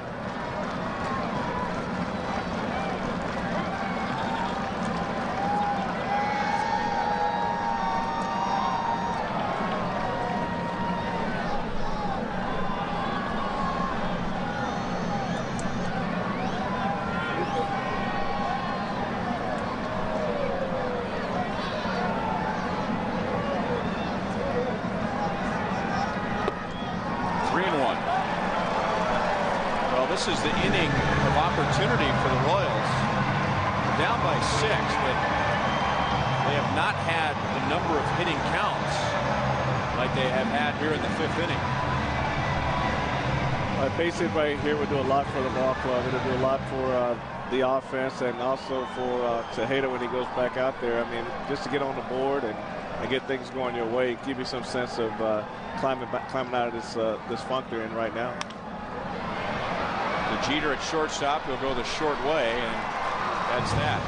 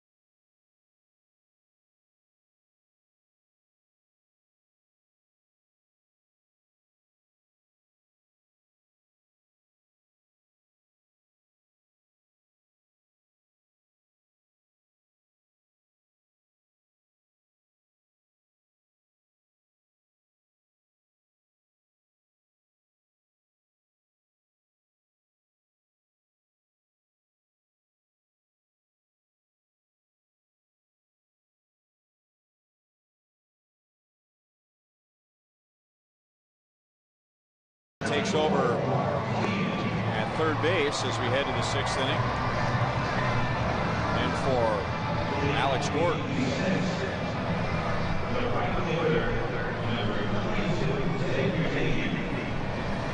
That's one of those red flag moves where it's still early enough in the game with the starter coming out and Trey Hillman making a point before the game to explain why Mark Teahen was not in the lineup because of the Sabathia-Mark Teahen matchup.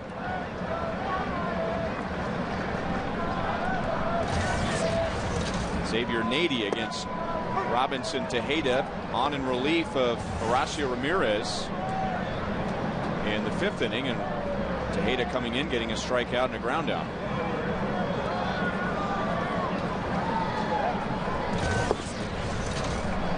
Nady grounded out in the 2nd, singled in the 4th. And the one thing about Mark Teahen is he's everything that the Royals said he was going to be coming into the season. You know, second base, right field, now third base.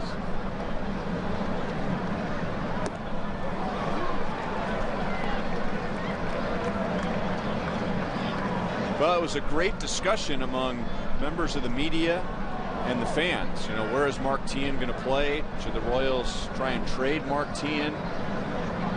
And it was Dayton Moore and Trey Hillman who worried the least about that, just knowing that things happen over the course of the season. Then second base became an option for him, competing with Alberto Callaspo and Willie Bloomquist. Ended up winning the job at second base.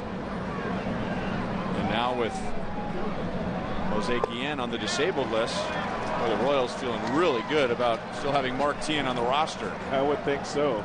Second strikeout for Tejeda.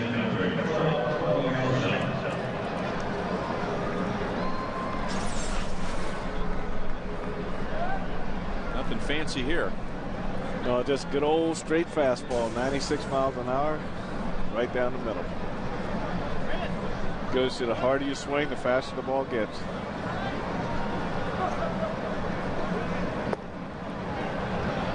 And the hard slider to go with it. One of the first things that Bob McClure worked on with Robinson Tejeda, Frank mentioned it, his stride landing on the front of his foot rather than his heel. And then after that, changing his arm angle a bit instead of coming right over the top.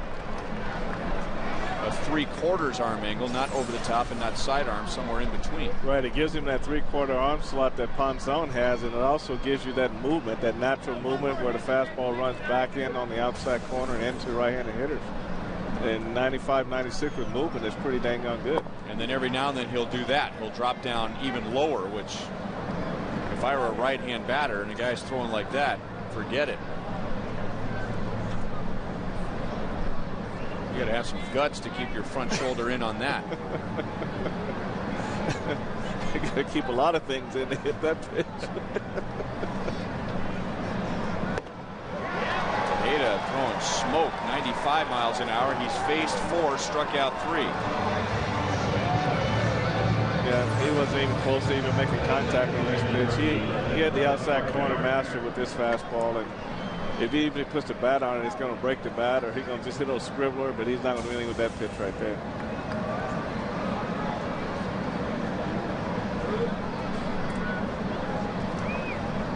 Brett Gardner has struck out, rolled into a double play.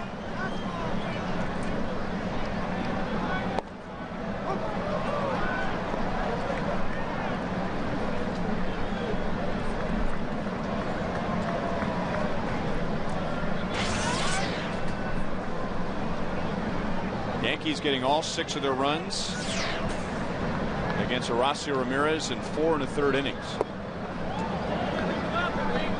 So the one thing I've been really impressed with is the Royals' arms. I've been really impressed with them, the ability to throw strikes, and also the way they've been able to command their sliders. And the sliders been real nice and tight, and really catching the outer half of the plate and not down the middle of the plate.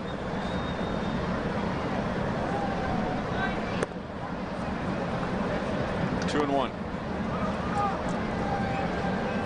Well, Trey still has some guys that need to get in some work. So maybe the silver lining tonight the game's not over, but having to go to the bullpen in the 5th inning.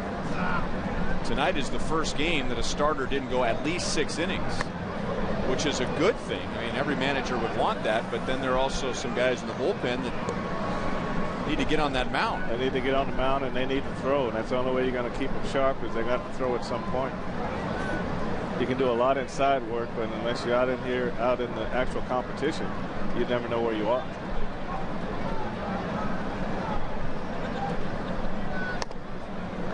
And a walk.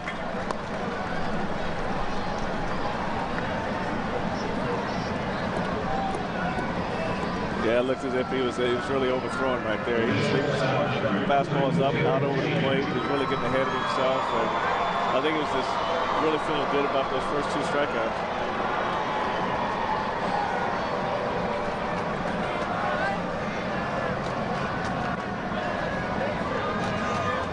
A runner at first for Derek Jeter, who bats for the first time tonight, or he's not leading off an inning. Led off the first, grounded out, led off the 3rd, singled and scored, led off the 5th, and grounded out. That gets away from Olivo. Wild pitch. Charge to Tejeda. So with Gardner's speed at second base hit for Jeter here is about as close to a guaranteed run as you're going to get.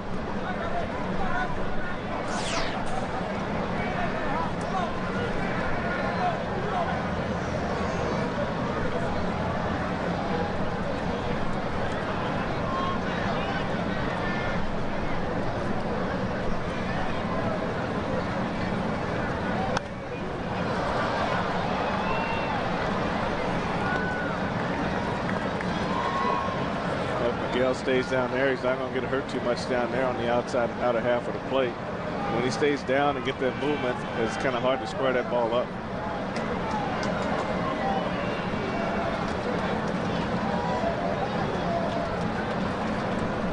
The key has been able to come back and throw back-to-back pitches in the same area.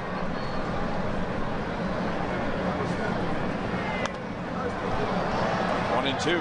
That one there, he got up a little bit, ran it back out over the plate, and Derek Jeter had a better swing at that fastball right there. You know, I was watching his front shoulder because Jeter's so good at using the middle of the field and going to the opposite field, and Tejeda is that type of guy we just talked about for a right-hand batter to hang in there. I mean, you got to have some guts, and by Jeter's front shoulder doesn't even move. He stays square, I tell you. He'll be the one to hit the ball to right center field.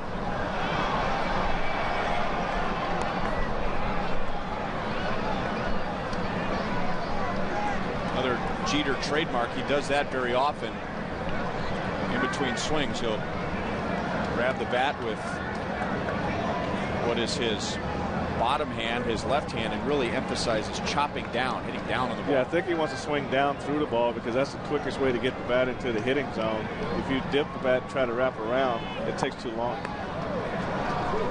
You want to take that bottom hand and you want to pull it down right through, and when you go down through the ball, Ryan, it really creates that backspin on the ball. That's what makes the ball take off and ride deeper into the alleys.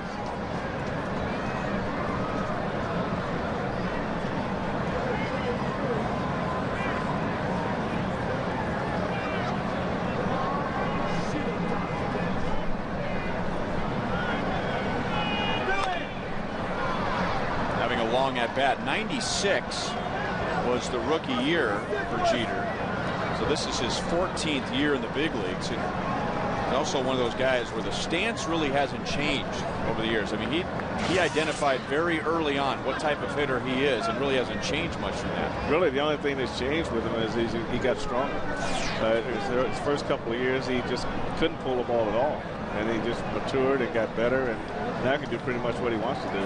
He just thinks real smart with the pitcher.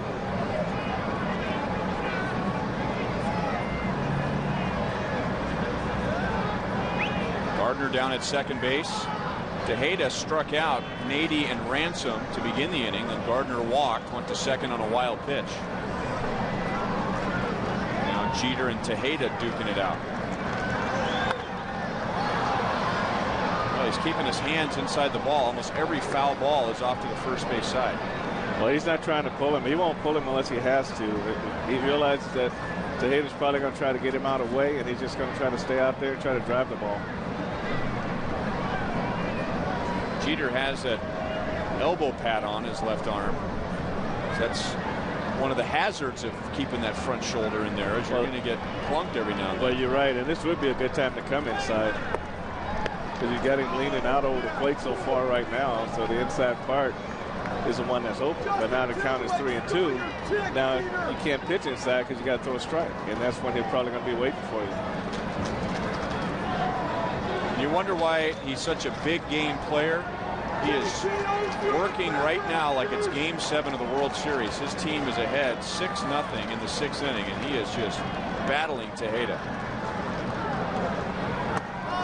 And that is a well-earned walk.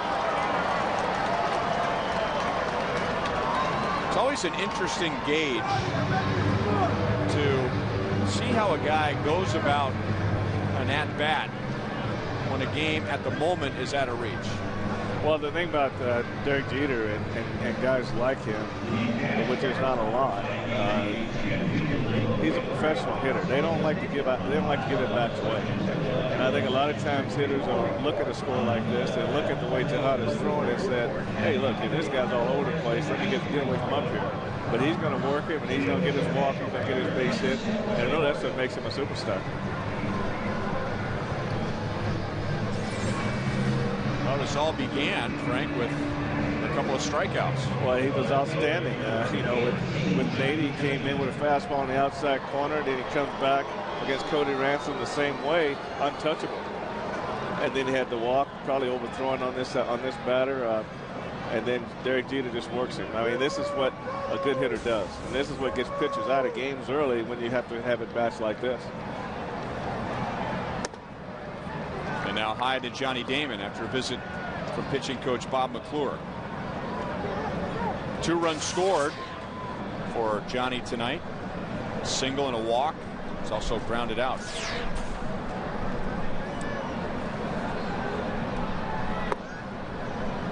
Johnny Damon is the same type of hitter. He doesn't give it bats away. I mean, he'll battle you tooth and nail, and you really have to fool him to get him out.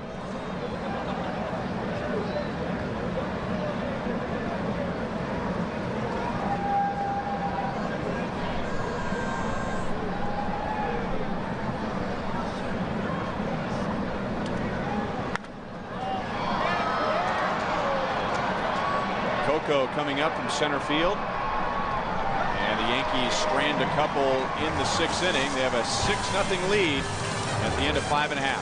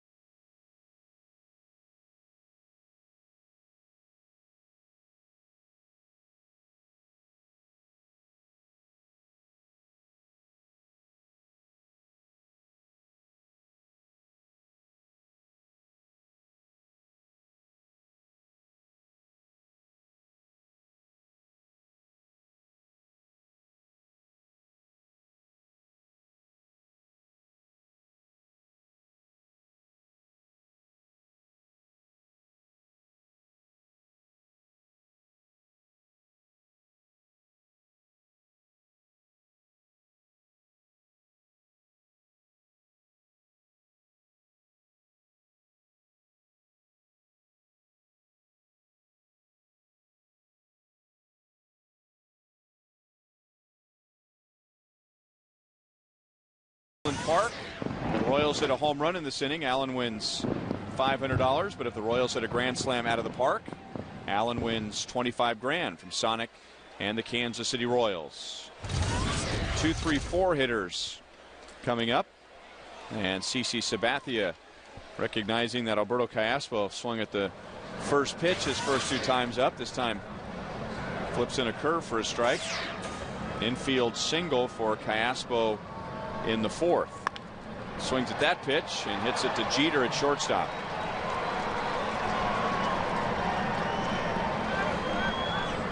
In the first 4 innings, Sabathia had no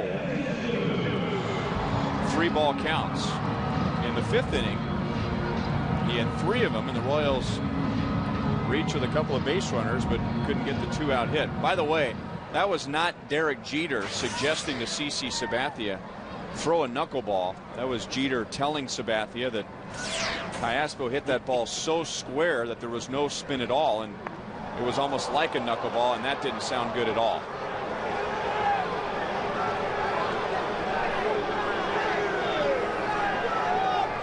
Sometimes you get hit with a glancing blow, and sometimes it's a direct hit. Well, that's one thing the left-handers have been trying to do. The Royals left-handed hitters is crowd him inside, and it looked like David didn't pick that fastball up early enough, because normally a left-hander would turn away from that pitch inside, but he got caught in the middle of trying to swing and realized it was inside and tried to hold up. You can see where he tried to swing, and then all of a sudden the ball just rolled right in on his forearm. Ooh. Now you can tell by that approach, he probably was thinking this pitch was going to be inside, so I'm going to try to be quicker with it, but the ball was further inside than he anticipated. So dangerous when you're anywhere on the hands or the wrist, because those are the smallest bones.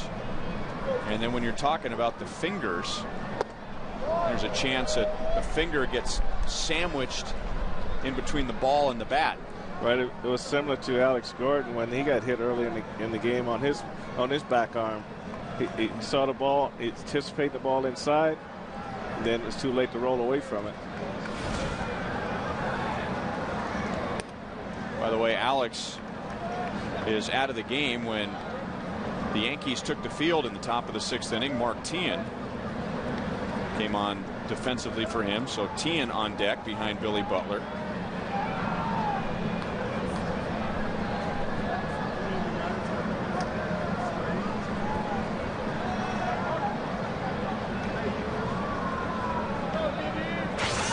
Sabathia coming up on 80 pitches, so good shape as far as pitch count.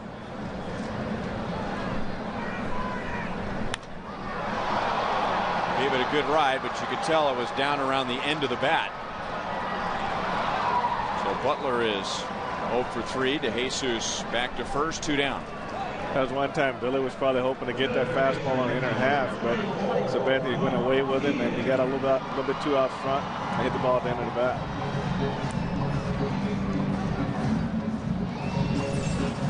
You can see here he's looking for his pitch in. It was supposed to be in, but it stayed away. His body was already gone, and he was just left to reach with his hands and got the ball at the end of the bat right there. So Mark Teahan's first at bat tonight, not in the starting lineup.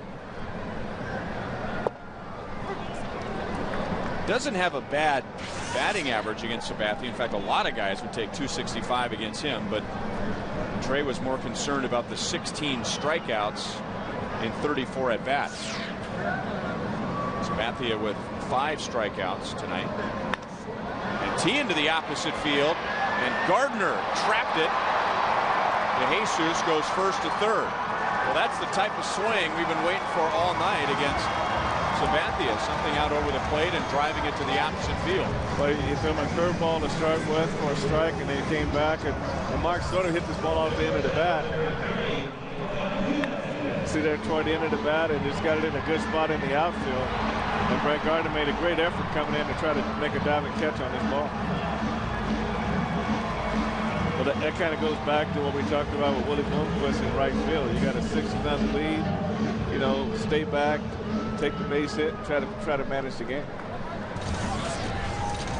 He's lucky he trapped it. Yes, it could have went right by him, and you know, with Mark's speed, it could have been 2 runs on the board right there. Or maybe even, yeah, well, you're right, 2 runs on the board, because we saw him circle the bases twice last year on an inside the park home run.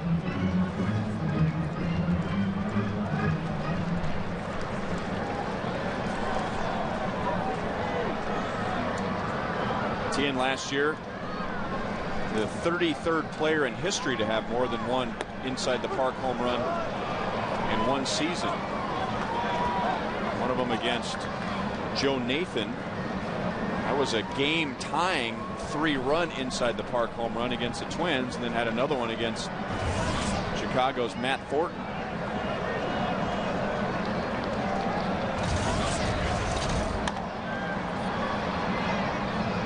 Just foul. Yeah, those inside the park home runs are just so much fun to watch. They're great for the fans to watch because the guy gets to second base and the fans get a little bit louder. They get to third base, get a little bit louder, and when they see it's going to be inside the park home run, it's almost like you just hit one out of the ballpark.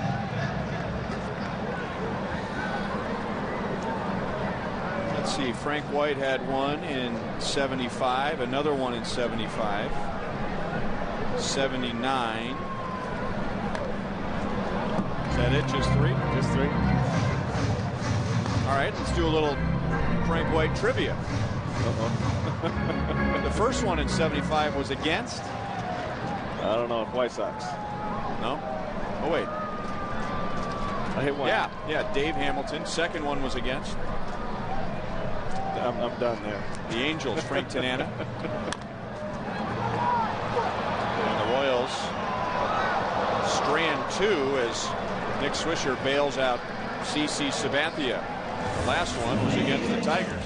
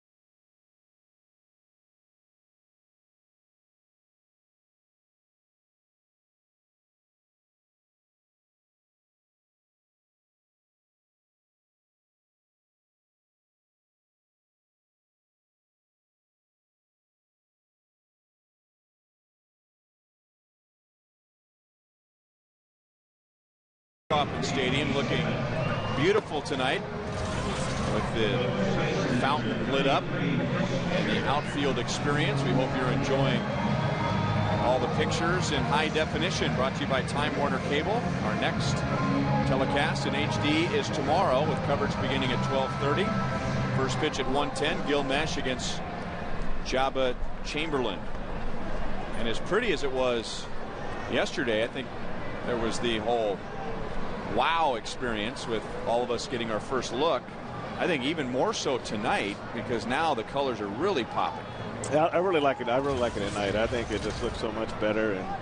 And even though yesterday afternoon with the stadium completely full, it was a great video moment, you know, for anyone who want a nice shot of the stadium to put on their wall somewhere. But tonight, with all the lights fired up and the billboards, the outfield walls, it's just awesome to look at.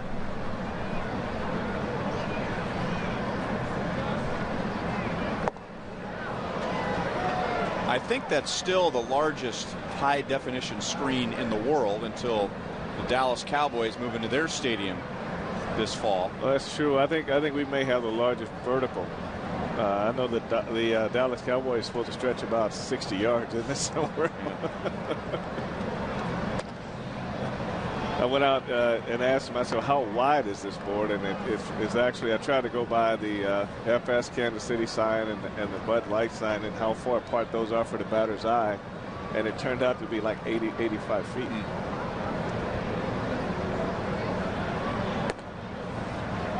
Do you think anyone's ever built something in Texas and somebody said, that's too big? I don't think so.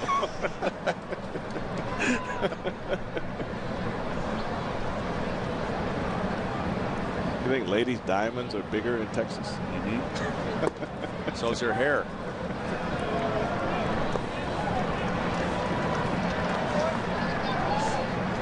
Well, we saw the first ever game at Kauffman Stadium yesterday, the first night game tonight. This was the first Kauffman Stadium home run.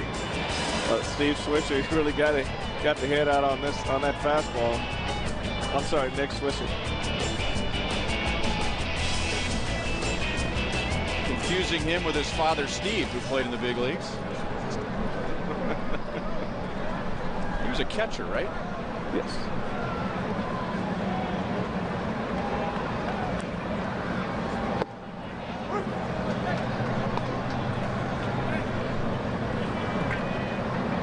Hideki Matsui doubled last time up. He had been 1 for 16 to begin the season. Tejeda has been in there since the 5th in relief of Horacio Ramirez. Retired the first 4 that he faced, got the last 2 outs of the 5th, the first 2 of the 6th, 3 of the 4 on strikeouts, then ran into some control problems, walked 2 in a row before getting out of it, and now walks Swisher to lead off the 7th. No swing, says Rob Drake down at third base.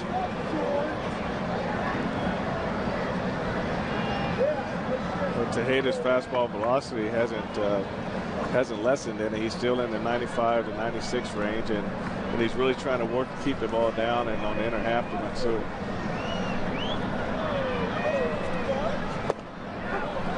Great pitch, unhittable pitch, 95 on the black. 4 strikeouts. Well, I'd say he's been down there, and that's that good runner we talked about earlier, that lower 3/4 arm slot to give him more run, and that fastball just ran right away from Matsui, especially after being pounded inside early.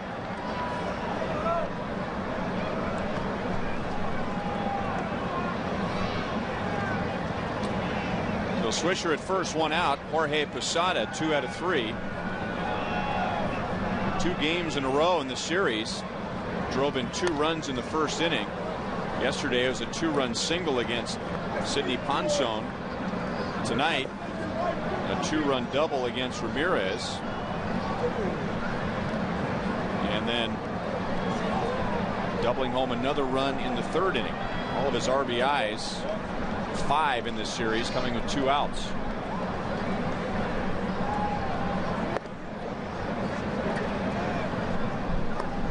The other 2-out RBI is the hardest one to get in baseball, and to be able to do what he's done to the Royals is really a testament of his professionalism and his experience.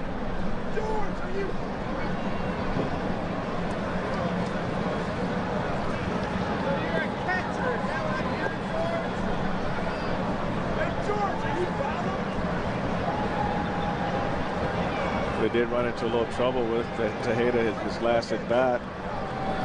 A little bit harder fastball. Been able to move it on the inner half, outer half. He's not as predictable as Horacio Ramirez was, and so Posada's having a little bit tougher time with Tejeda right now.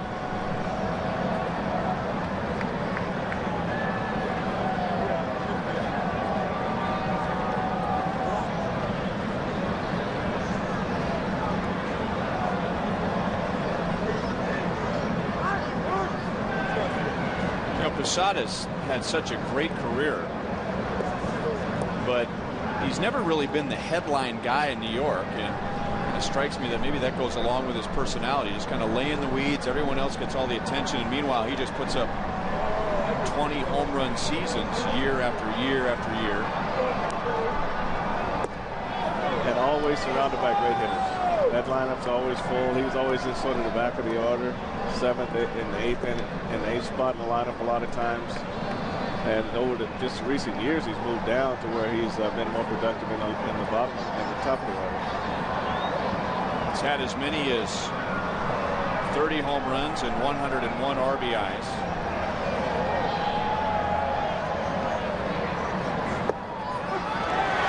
All third strike.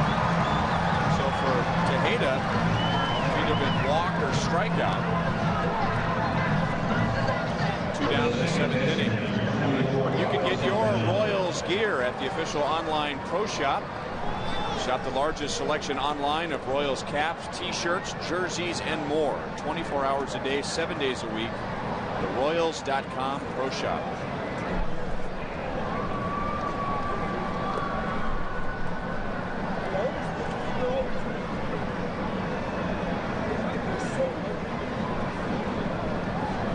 Three walks, 5 strikeouts for Tejeda. So far, the Royals have been able to keep Robinson Cano cool at the plate. .571 batting average in the first 4 games.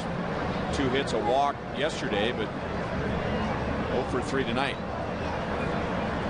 Well, he's definitely been on fire. There's always one guy that's really hurting the Royals, and tonight that's Jorge Posada and Nick Swisher.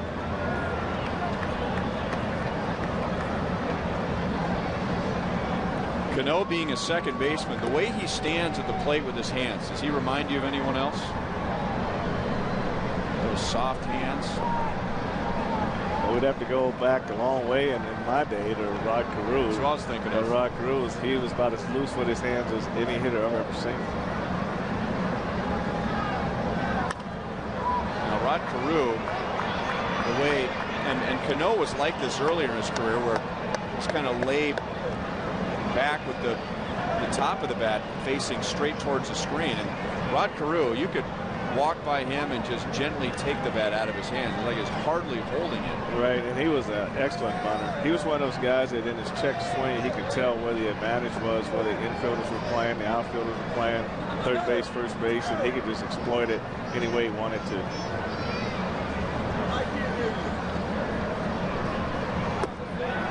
Another strikeout. 6 strikeouts in 2 2/3 for Tejeda.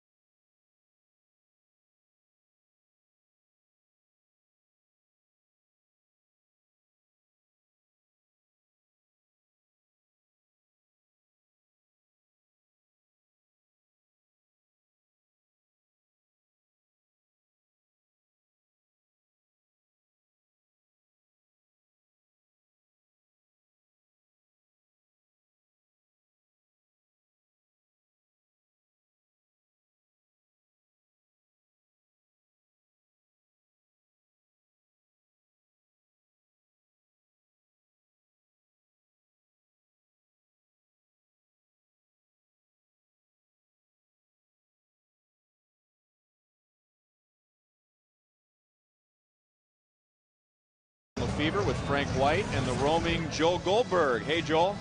Hey, Ryan and Frank, we're behind home plate, but way behind home plate. To give you an idea, this was not even a part of the stadium last year. You hear about the wider concourse and all the room, and there's a lot of people walking around here. Well, this is all new construction.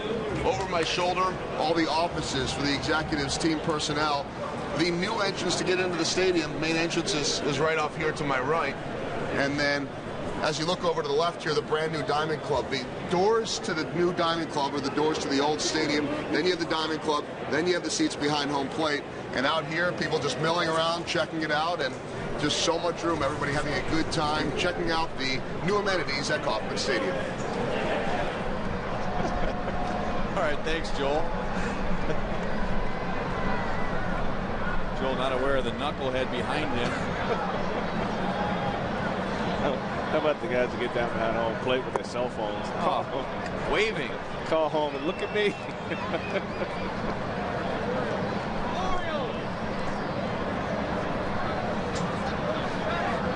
Mike Jacobs 0 for 2, but appears to be making a conscious effort to try and drive the ball to the opposite field against Sabathia. He's flied to left and lined to left. And now singles to left. Well, all those strikeouts for Jacobs, and among other things, working with Kevin Seitzer. Now, this is something that Kevin wanted to do with all the hitters. When you've got 2 strikes, put the ball in play. Just put it in play. Don't look for a perfect pitch. Right now, it's the 3rd time he's gone that direction. And last time he hit the ball real solid. And we said if he keeps going that way, he'll find some hits. And there, he just found one.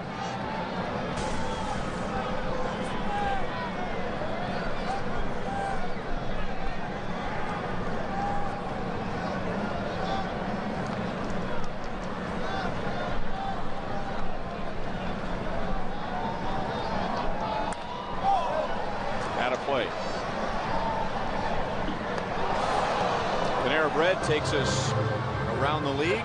Toronto Blue Jays are 5-1 with that win. Rangers started 3-0. They're now 3-2. The only winless team in the American League is Cleveland Indians. They are 0-4, and a lot of people pick them to win the Central Division. Well, it's never good to get out to an 0-4 start. It seems like it's a long uphill battle to get back. And those who picked the Cleveland Indians to win the Central Division didn't pick the Indians to run away with the Central Division. I mean, there really is no runaway favorite, and there really is no favorite to finish in last place. Oh, that's true. It should be an interesting race this year in the Central Division. Strikeout number 6 for Sabathia is first since the 4th inning. You know, like we usually say, it's always a good ball down who gets the best pitching. Well, as we pointed out at the top of the broadcast, and the Royals haven't gotten the bats going yet. It's only the 5th game of the year. But before tonight, you're 2-2 because of the pitching. Royals with the best ERA coming in tonight, the fewest walks, the 2nd most strikeouts. And obviously you want, the team to be firing on all cylinders. But I'll take good pitching, poor hitting over good hitting and poor pitching every day. Any day. You're right. It's pitching, defense, and hitting. That's what's going to win ball games for you. And that's what win divisions for you.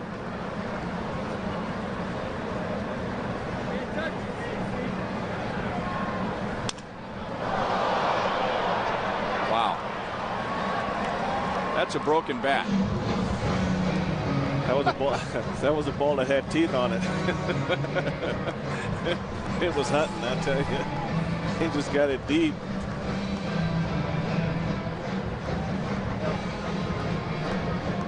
I don't know if that experiment's working too well with the black dots on the bat.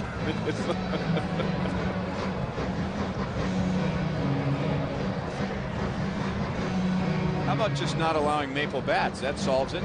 That would be my guess, or make them use heavier bats. I'll say a lot of times the guys who are used to that light weight of aluminum bat. They want to try to get that same feel. They want to go with that 33, 34-inch bat, but they still want that 30 to 29 ounce, and that's just not heavy enough.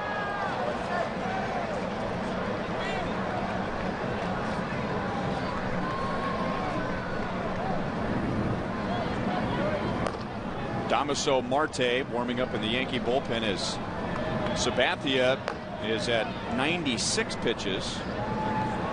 That was the total for him on Monday at Baltimore, but in that game he went just 4 1/3 innings. He's a big man. He's also a very good athlete. Fields his position well and gets Bloomquist. Jacobs to second base, 2 down. Tonight's copyrighted telecast is presented by the authority of the Kansas City Royals and may not be reproduced or retransmitted in any form, and the accounts and descriptions of this game may not be disseminated without the express written consent of the Kansas City Royals Baseball Club.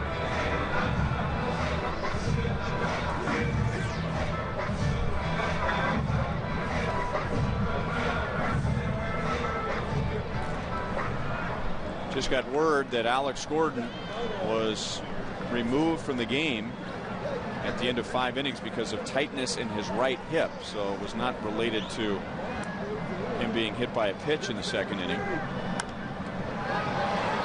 Sabathia again fielding well and throwing at 95 miles an hour over to Nick Swisher. The end of 7, still 6-0 New York.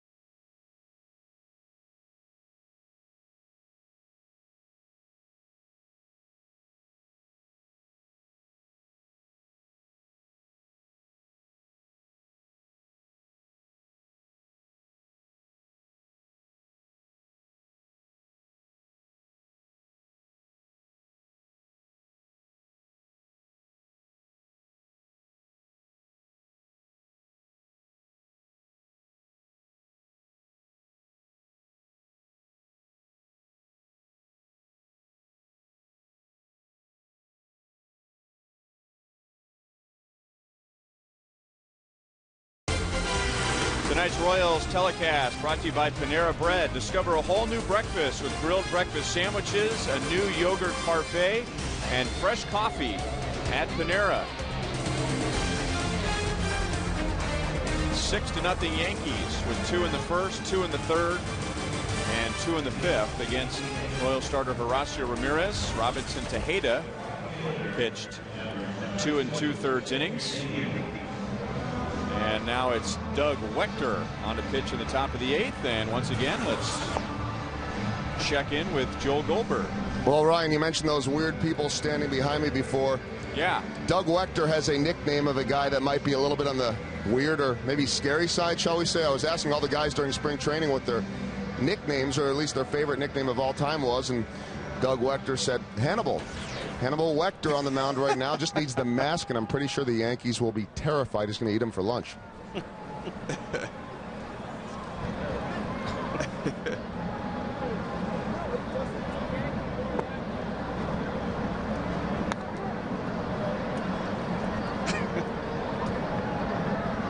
What in the world? Is there a full moon somewhere?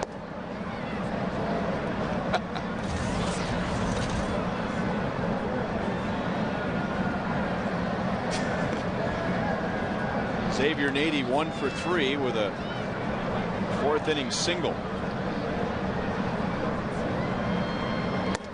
Doug Wechter and Frank White have a lot in common. Both of them had a chance to play for their hometown team. Doug Wechter grew up in St. Petersburg, Florida, and then played for the Tampa Bay Devil Rays. And adding to the magic of that, in his first major league start, he threw a complete game shutout. Hometown crowd will remember that for a long time. On a 3-1 pitch, Nady singles to center field. He's 2 for 4.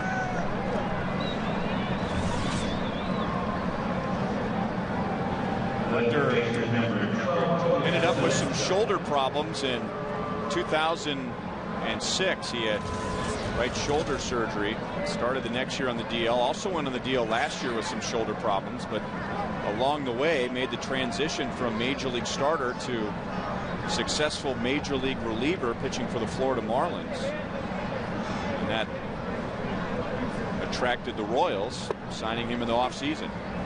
Well, I didn't get to see a lot of him in spring training, but Bob McClure liked him, and he said he liked his stuff, and he was just wasn't up to par health-wise. But now he's back, and it looks like Trey's giving all the bullpen guys an opportunity to get in this game and break a sweat.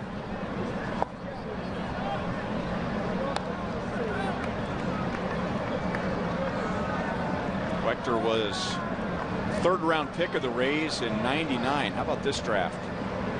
Didn't work out the way the Rays wanted to, but in '99 they took Josh Hamilton in the 1st round, Carl Crawford in the 2nd round, Wechter in the 3rd. Good takeout slide by Nady, and the Royals get just 1 out. Nady does a great job of preventing this double play. He's got that 3 feet window to the outside or to the inside of the bag. So as long as you can reach the bag with your hand, you can go out as far as you want. And a lot of shortstops going to go to that outside. So he did a great job getting down there to break that double play up. And that's good hustle with a 6-0 lead.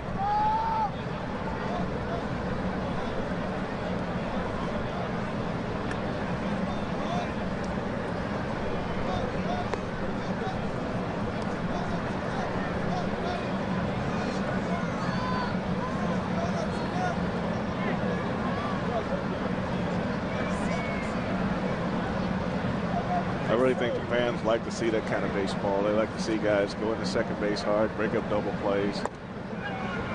Well, right now the Royals are not in the game, 6-0 in the 8th inning, and still a nice crowd, big crowd here tonight. A lot of them still here on a Saturday night.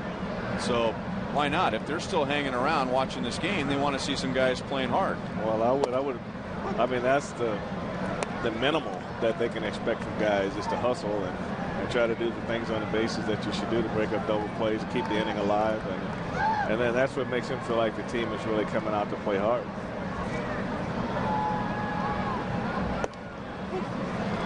One and two on Brett Gardner.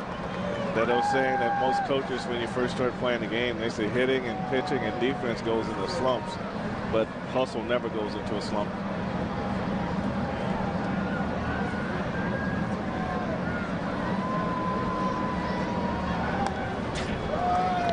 Concentration should never go into a slump. No.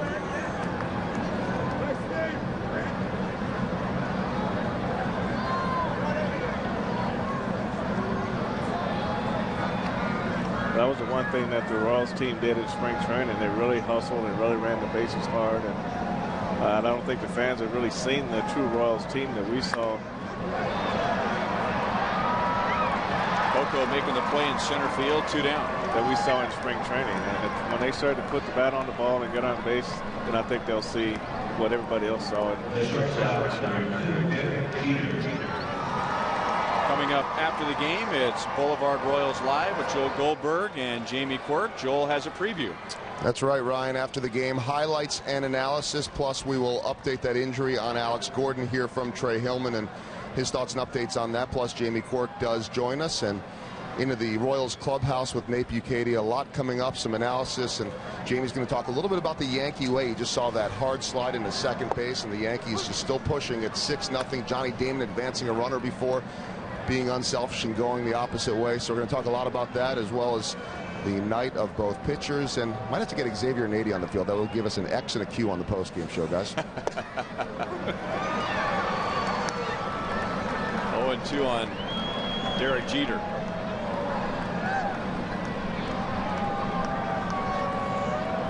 Xavier Nady comes from a long line of Xaviers.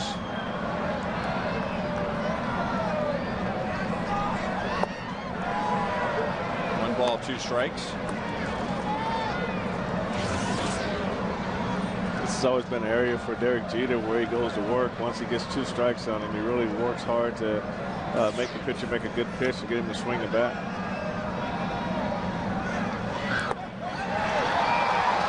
And he strikes out. The Royals had a tough night on offense, but they have 9.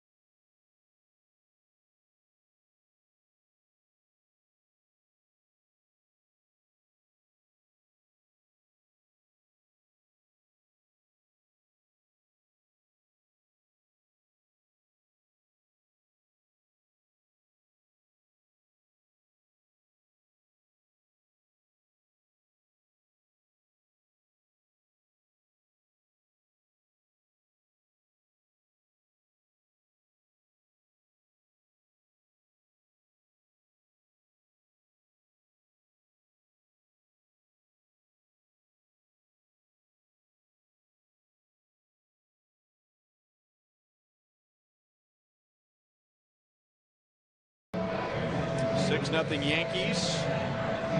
3 2-run innings and 7 shutout innings from CC Sabathia. And speaking of him, let's take another look at You Call It, presented by Sprint. The toughest lefty the Royals have faced so far, 64%, saying Sabathia, 32.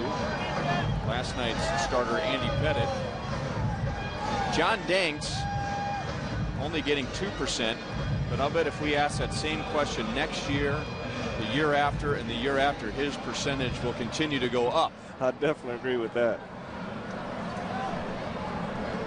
Sabathia is at 98 pitches. And the Yankees leaving him out there because he has a chance at pitching a shutout. Last year, Sabathia threw 253 innings, which is an enormous total by today's standards. 20 years ago, that was no big deal if you threw 253 innings. But since they keep such close track on the number of pitches, a lot of times guys are only going about 5-6 innings, but not Sabathia. Last year, he averaged 7 1/3 innings per start. That was his average. Gets the first out of the 8th inning, retiring Alberto Callaspo. Callaspo is 1 for 4. Well, I would definitely qualify that as a quality start. And that really helps the bullpen, keeps the bullpen fresh. And, you know, some guys, they look at him and say, this guy's a horse. You know, this guy really takes the ball and he goes out and runs with it. And he's one of those guys.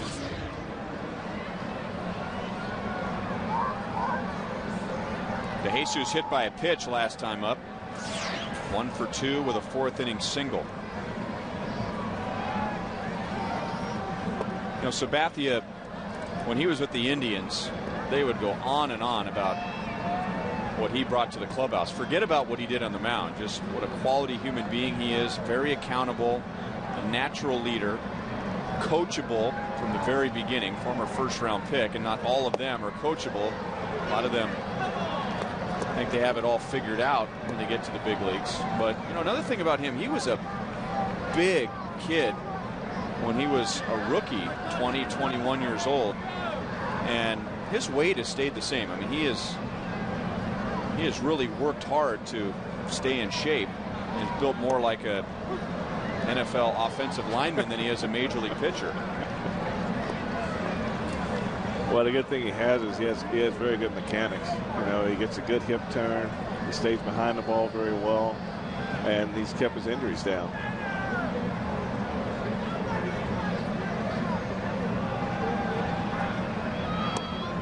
Two and two on to Jesus.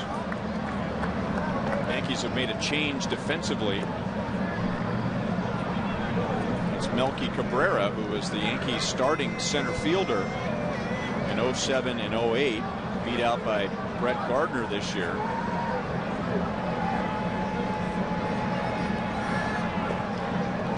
Full count on to Jesus.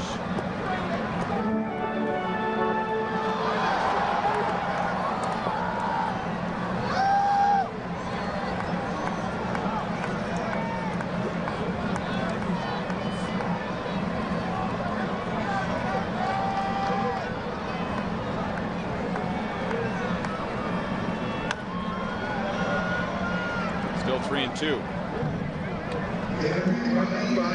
Sabathia has been on the disabled list a couple of times. He started the 05 season on the DL with a right oblique injury, and then in 06 the same injury. He had surgery on his knee during one off season, but never on the disabled list because of an arm injury.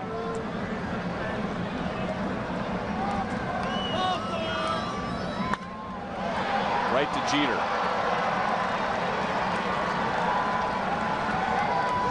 2 down in the bottom of the 8th inning. You know, David made an out right there, but he really made a nice adjustment by not trying to get out too fast, keeping the ball out over the plate and driving the ball to the shortstop side of the infield.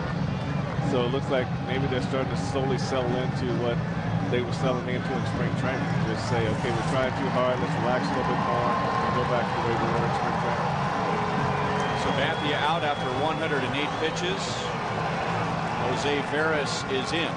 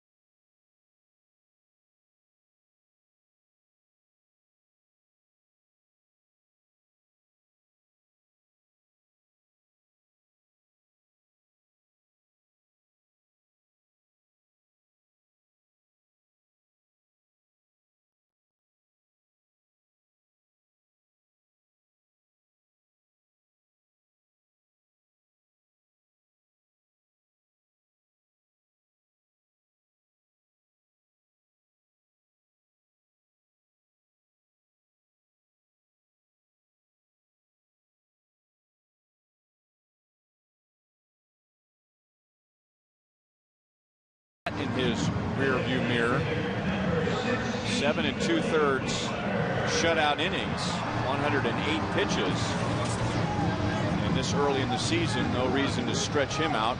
So Jose Veras, there are his numbers last year. This is his 3rd appearance this season.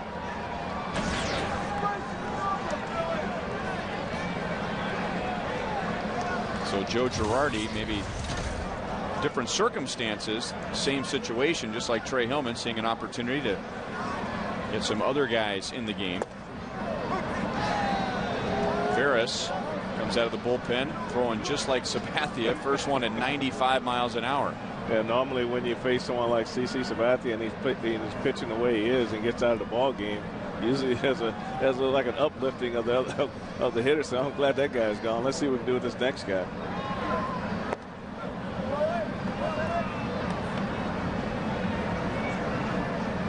Tough night for Billy, batting fourth with Jose Guillen on the disabled list. 0 for 3 with 2 strikeouts against CC Sabathia. Prior to the game, Billy was a .389 hitter against Sabathia. Now he pokes it to the opposite field and foul.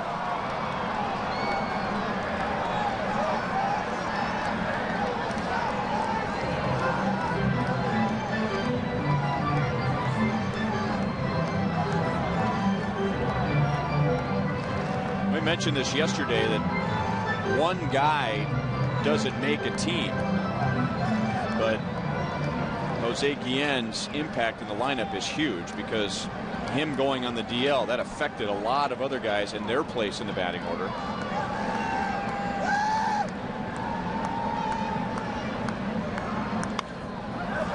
Really got to hang in there against this right-hander. Yeah, really the only 2 guys that stayed the same are really Coco and David down in the top 3, but everybody else is moved around. Castro was the bottom of the order hitter. Now he's at the top. They're batting second. Jacobs moved down, maybe because of lack of not swinging the bat well. But Billy and Alex had to shift down, so it does change it quite a bit.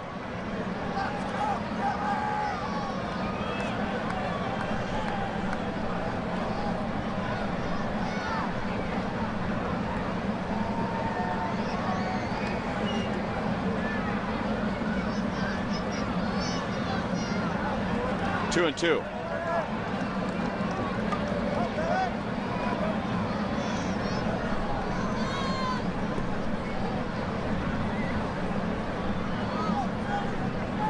Billy off to a 1 for 16 start.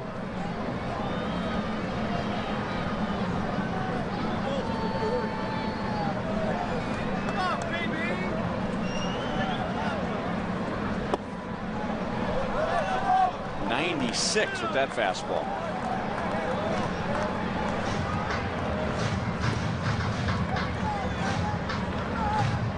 I was talking to Dave Cohn. He said this is one of the bright spots of the Yankees is their bullpen. He said these guys, they don't give up much. So you got to they really make you earn everything you get when you face their bullpen.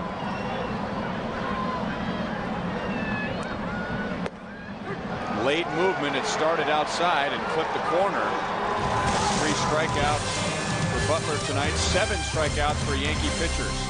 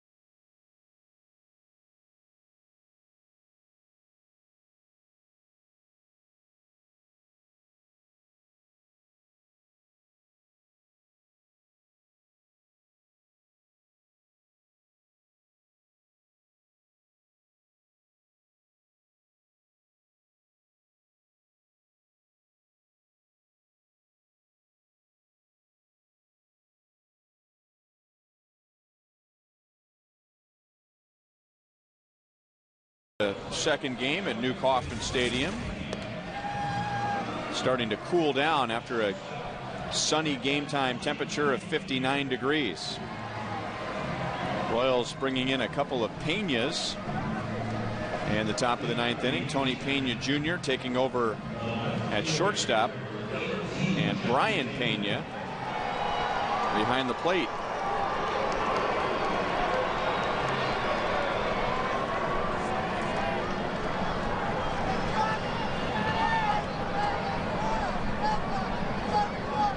Doug Wechter still on the mound. Took over in the 8th inning, allowed a single, also had a strikeout. Making his Royals debut. Robinson Tejeda in relief of Horacio Ramirez making his season debut.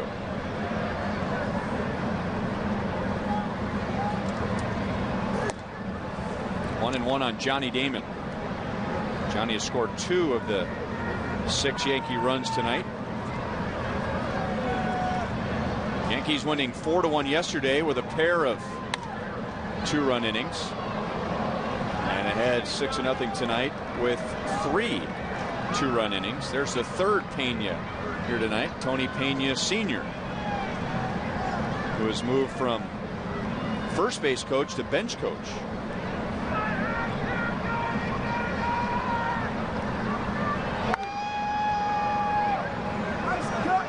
That really puts him in a tough position. I remember talking to Buddy Bell about this when he was managing the Royals, and Buddy played against a couple of his sons, but many times against David Bell. And gosh, you go into scouting reports and how you're going to pitch to certain hitters and what their weaknesses are, and he's got to sit in there and talk about how he's going to get out a kid that he raised.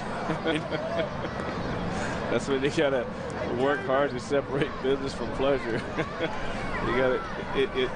It's got to be tough, though. I mean, to sit and watch your son fail in a 3-game series or a 4-game series, and you got to go out to dinner with him afterwards.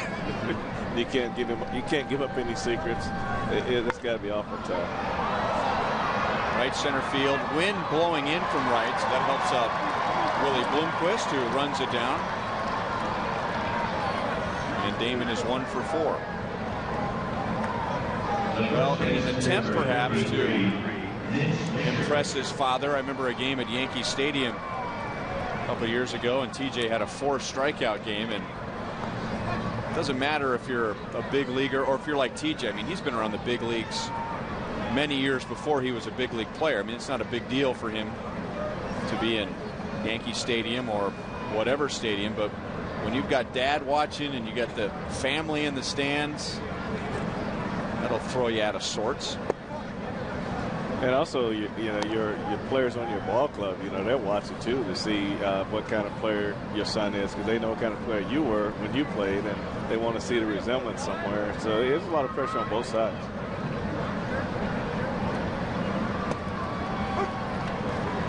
One and one to Nick Swisher. He's had a big night. Triple, a home run, 3 runs scored, 3 RBIs. I know Brian McRae felt the same way playing for his dad. He said it wasn't easy at all.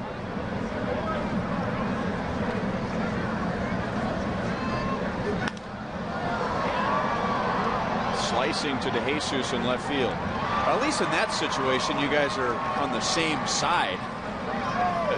Hal and Brian McRae. At least there, you're trying to help your son out and trying to get him out.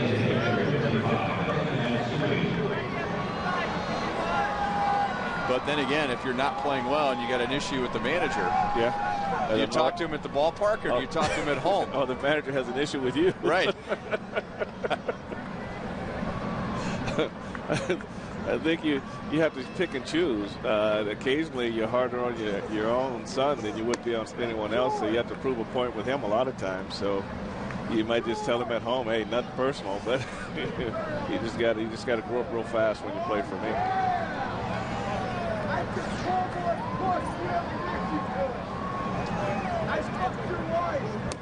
Well, you're around when that was going on. Was that a sensitive issue, at least at the beginning?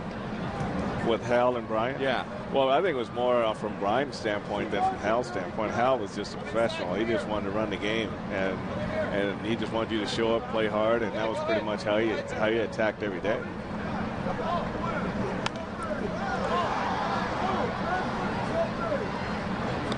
And I'm sure it helped Brian, having grown up around the major leagues, knew what to expect. But as hard as you try to be just one of the guys, one of 25, I mean, you're still the manager's kid. I mean, right. If you have another player on the team who's upset at your dad, and you hear guys and they hear the conversation in the clubhouse, everybody's got to watch what they say around you. That's pretty tough.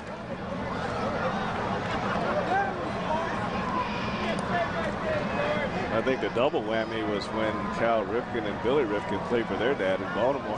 that had to be pretty tough. Plus, their dad coached there for years also.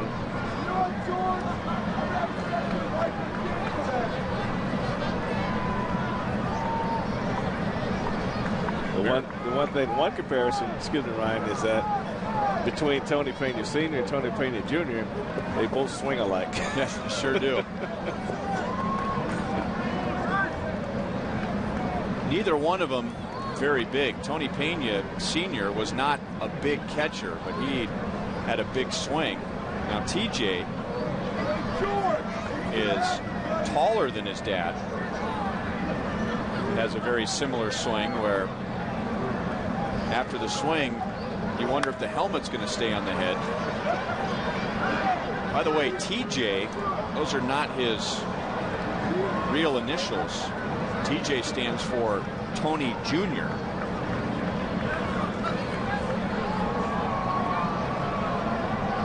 Tony Francisco Pena, and you might remember that Tony has a younger son named Francisco who's playing in professional baseball, but middle initial is not J. TJ just comes from Tony Jr. 2-out walk to Matsui. You got Jorge Posada.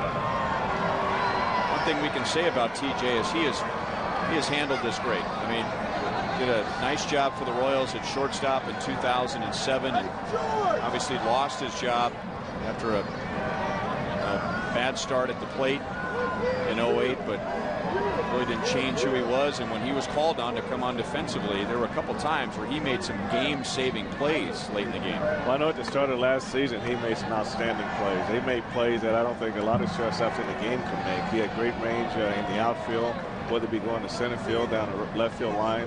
He just caught everything.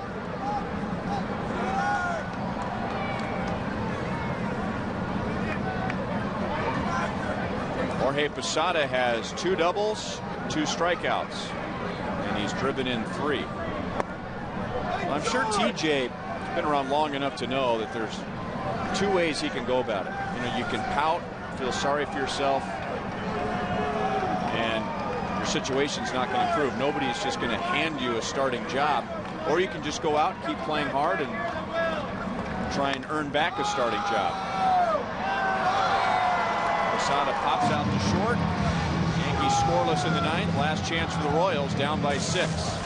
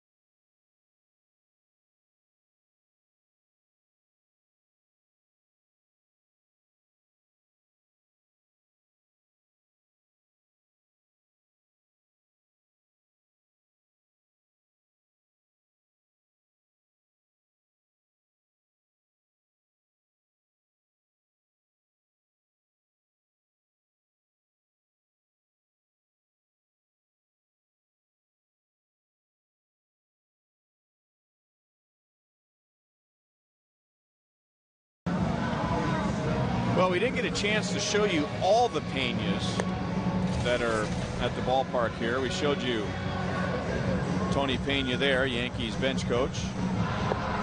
Tony Peña Jr. for the Royals, Brian Peña for the Royals, and now we've officially set a major league record for most Peñas in a game.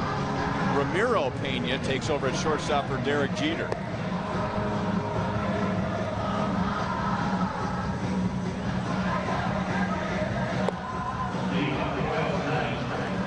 Two shortstops, two catchers. That's right. Royals did not do a straight up switch with their Peñas in the top half of the ninth inning. Brian Peña will bat in Avila's spot, and Tony Peña Jr. will hit in Olivo's spot. This is Jose Veras coming out of the Yankees pen to get the final out of the 8th inning, striking out Billy Butler after CC Sabathia went 7 2/3 straight innings, striking out 6. Martin was not in the starting lineup, but came on defensively in the 6th for Alex Gordon, who has a tight hip and came out early, and Tien batted then in the bottom of the 6th and singled against CC Sabathia.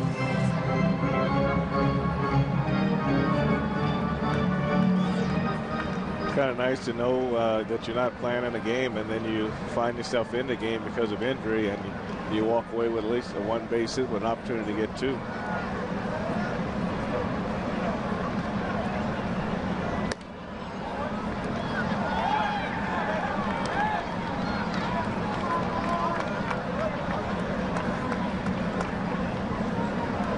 Tien, Brian Peña, and Mike Jacobs coming up here in the bottom of the 9th.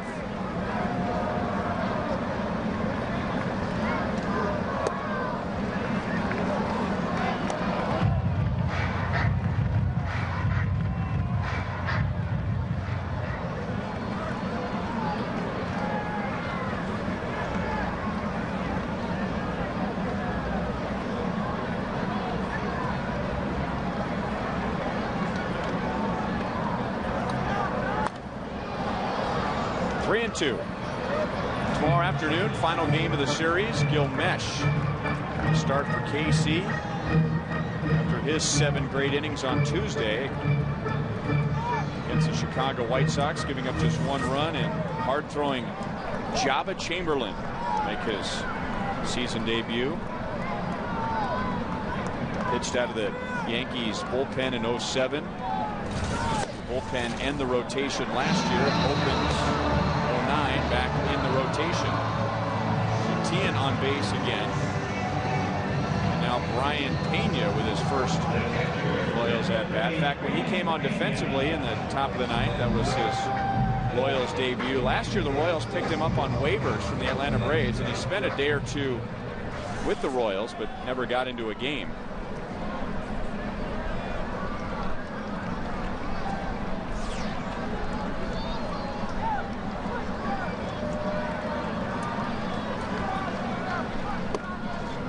Peña from Cuba, defecting to the United States, and then this past off season becoming a United States citizen. Defected back in 2000.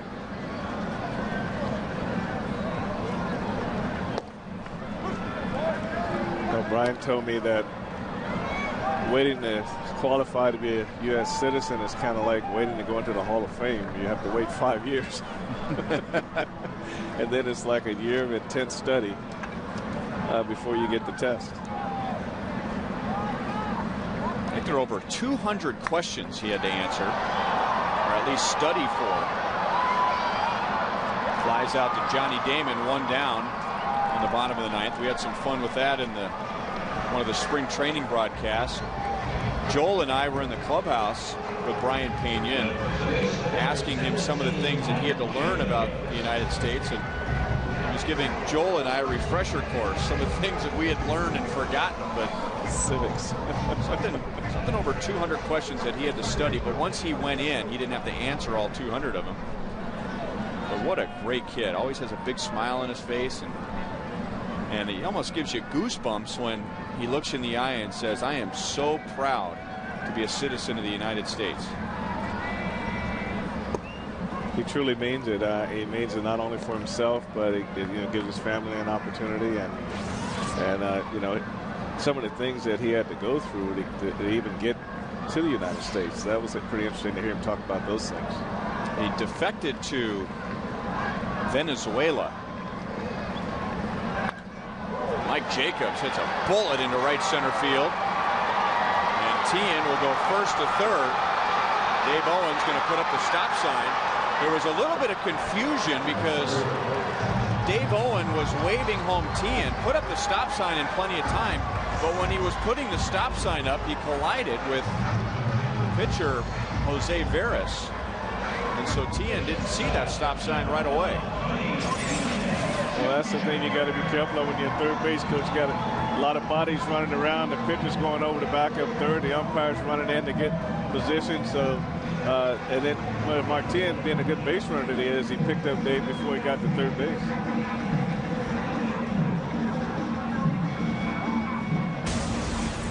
I think Dave Owen has the right of way there, doesn't he? Only if you see what's coming. You got both guys looking back over their shoulder running, so he just got to make sure he avoids them.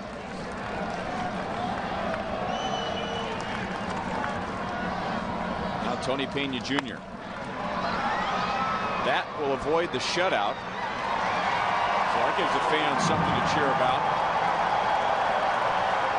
Now, it doesn't seem like a big deal. If the Royals lose this game, what's the big deal between 6-0 and 6-1? But you don't want to get shut out. That's like a no-hitter. You don't want to get shut out. You don't want to get no-hit.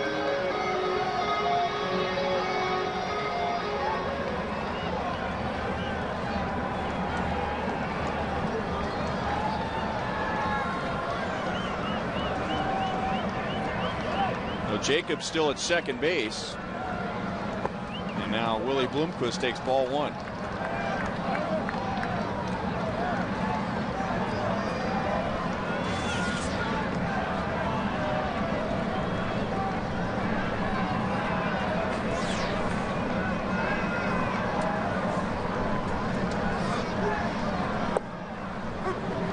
One and one on Willie Bloomquist. Started the game in right field.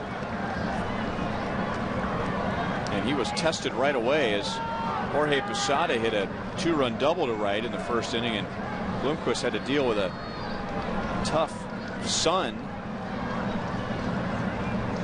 as it was falling off to the west. That's the third base side at Kauffman Stadium. And Ramiro Pena throws out Bloomquist to end the game. So the Yankees have won the first two games of the series, winning tonight 6-1. The Royals avoiding the shutout with a run in the bottom of the ninth inning. The Yankees, after an 0-2 start, have won 3 straight, and the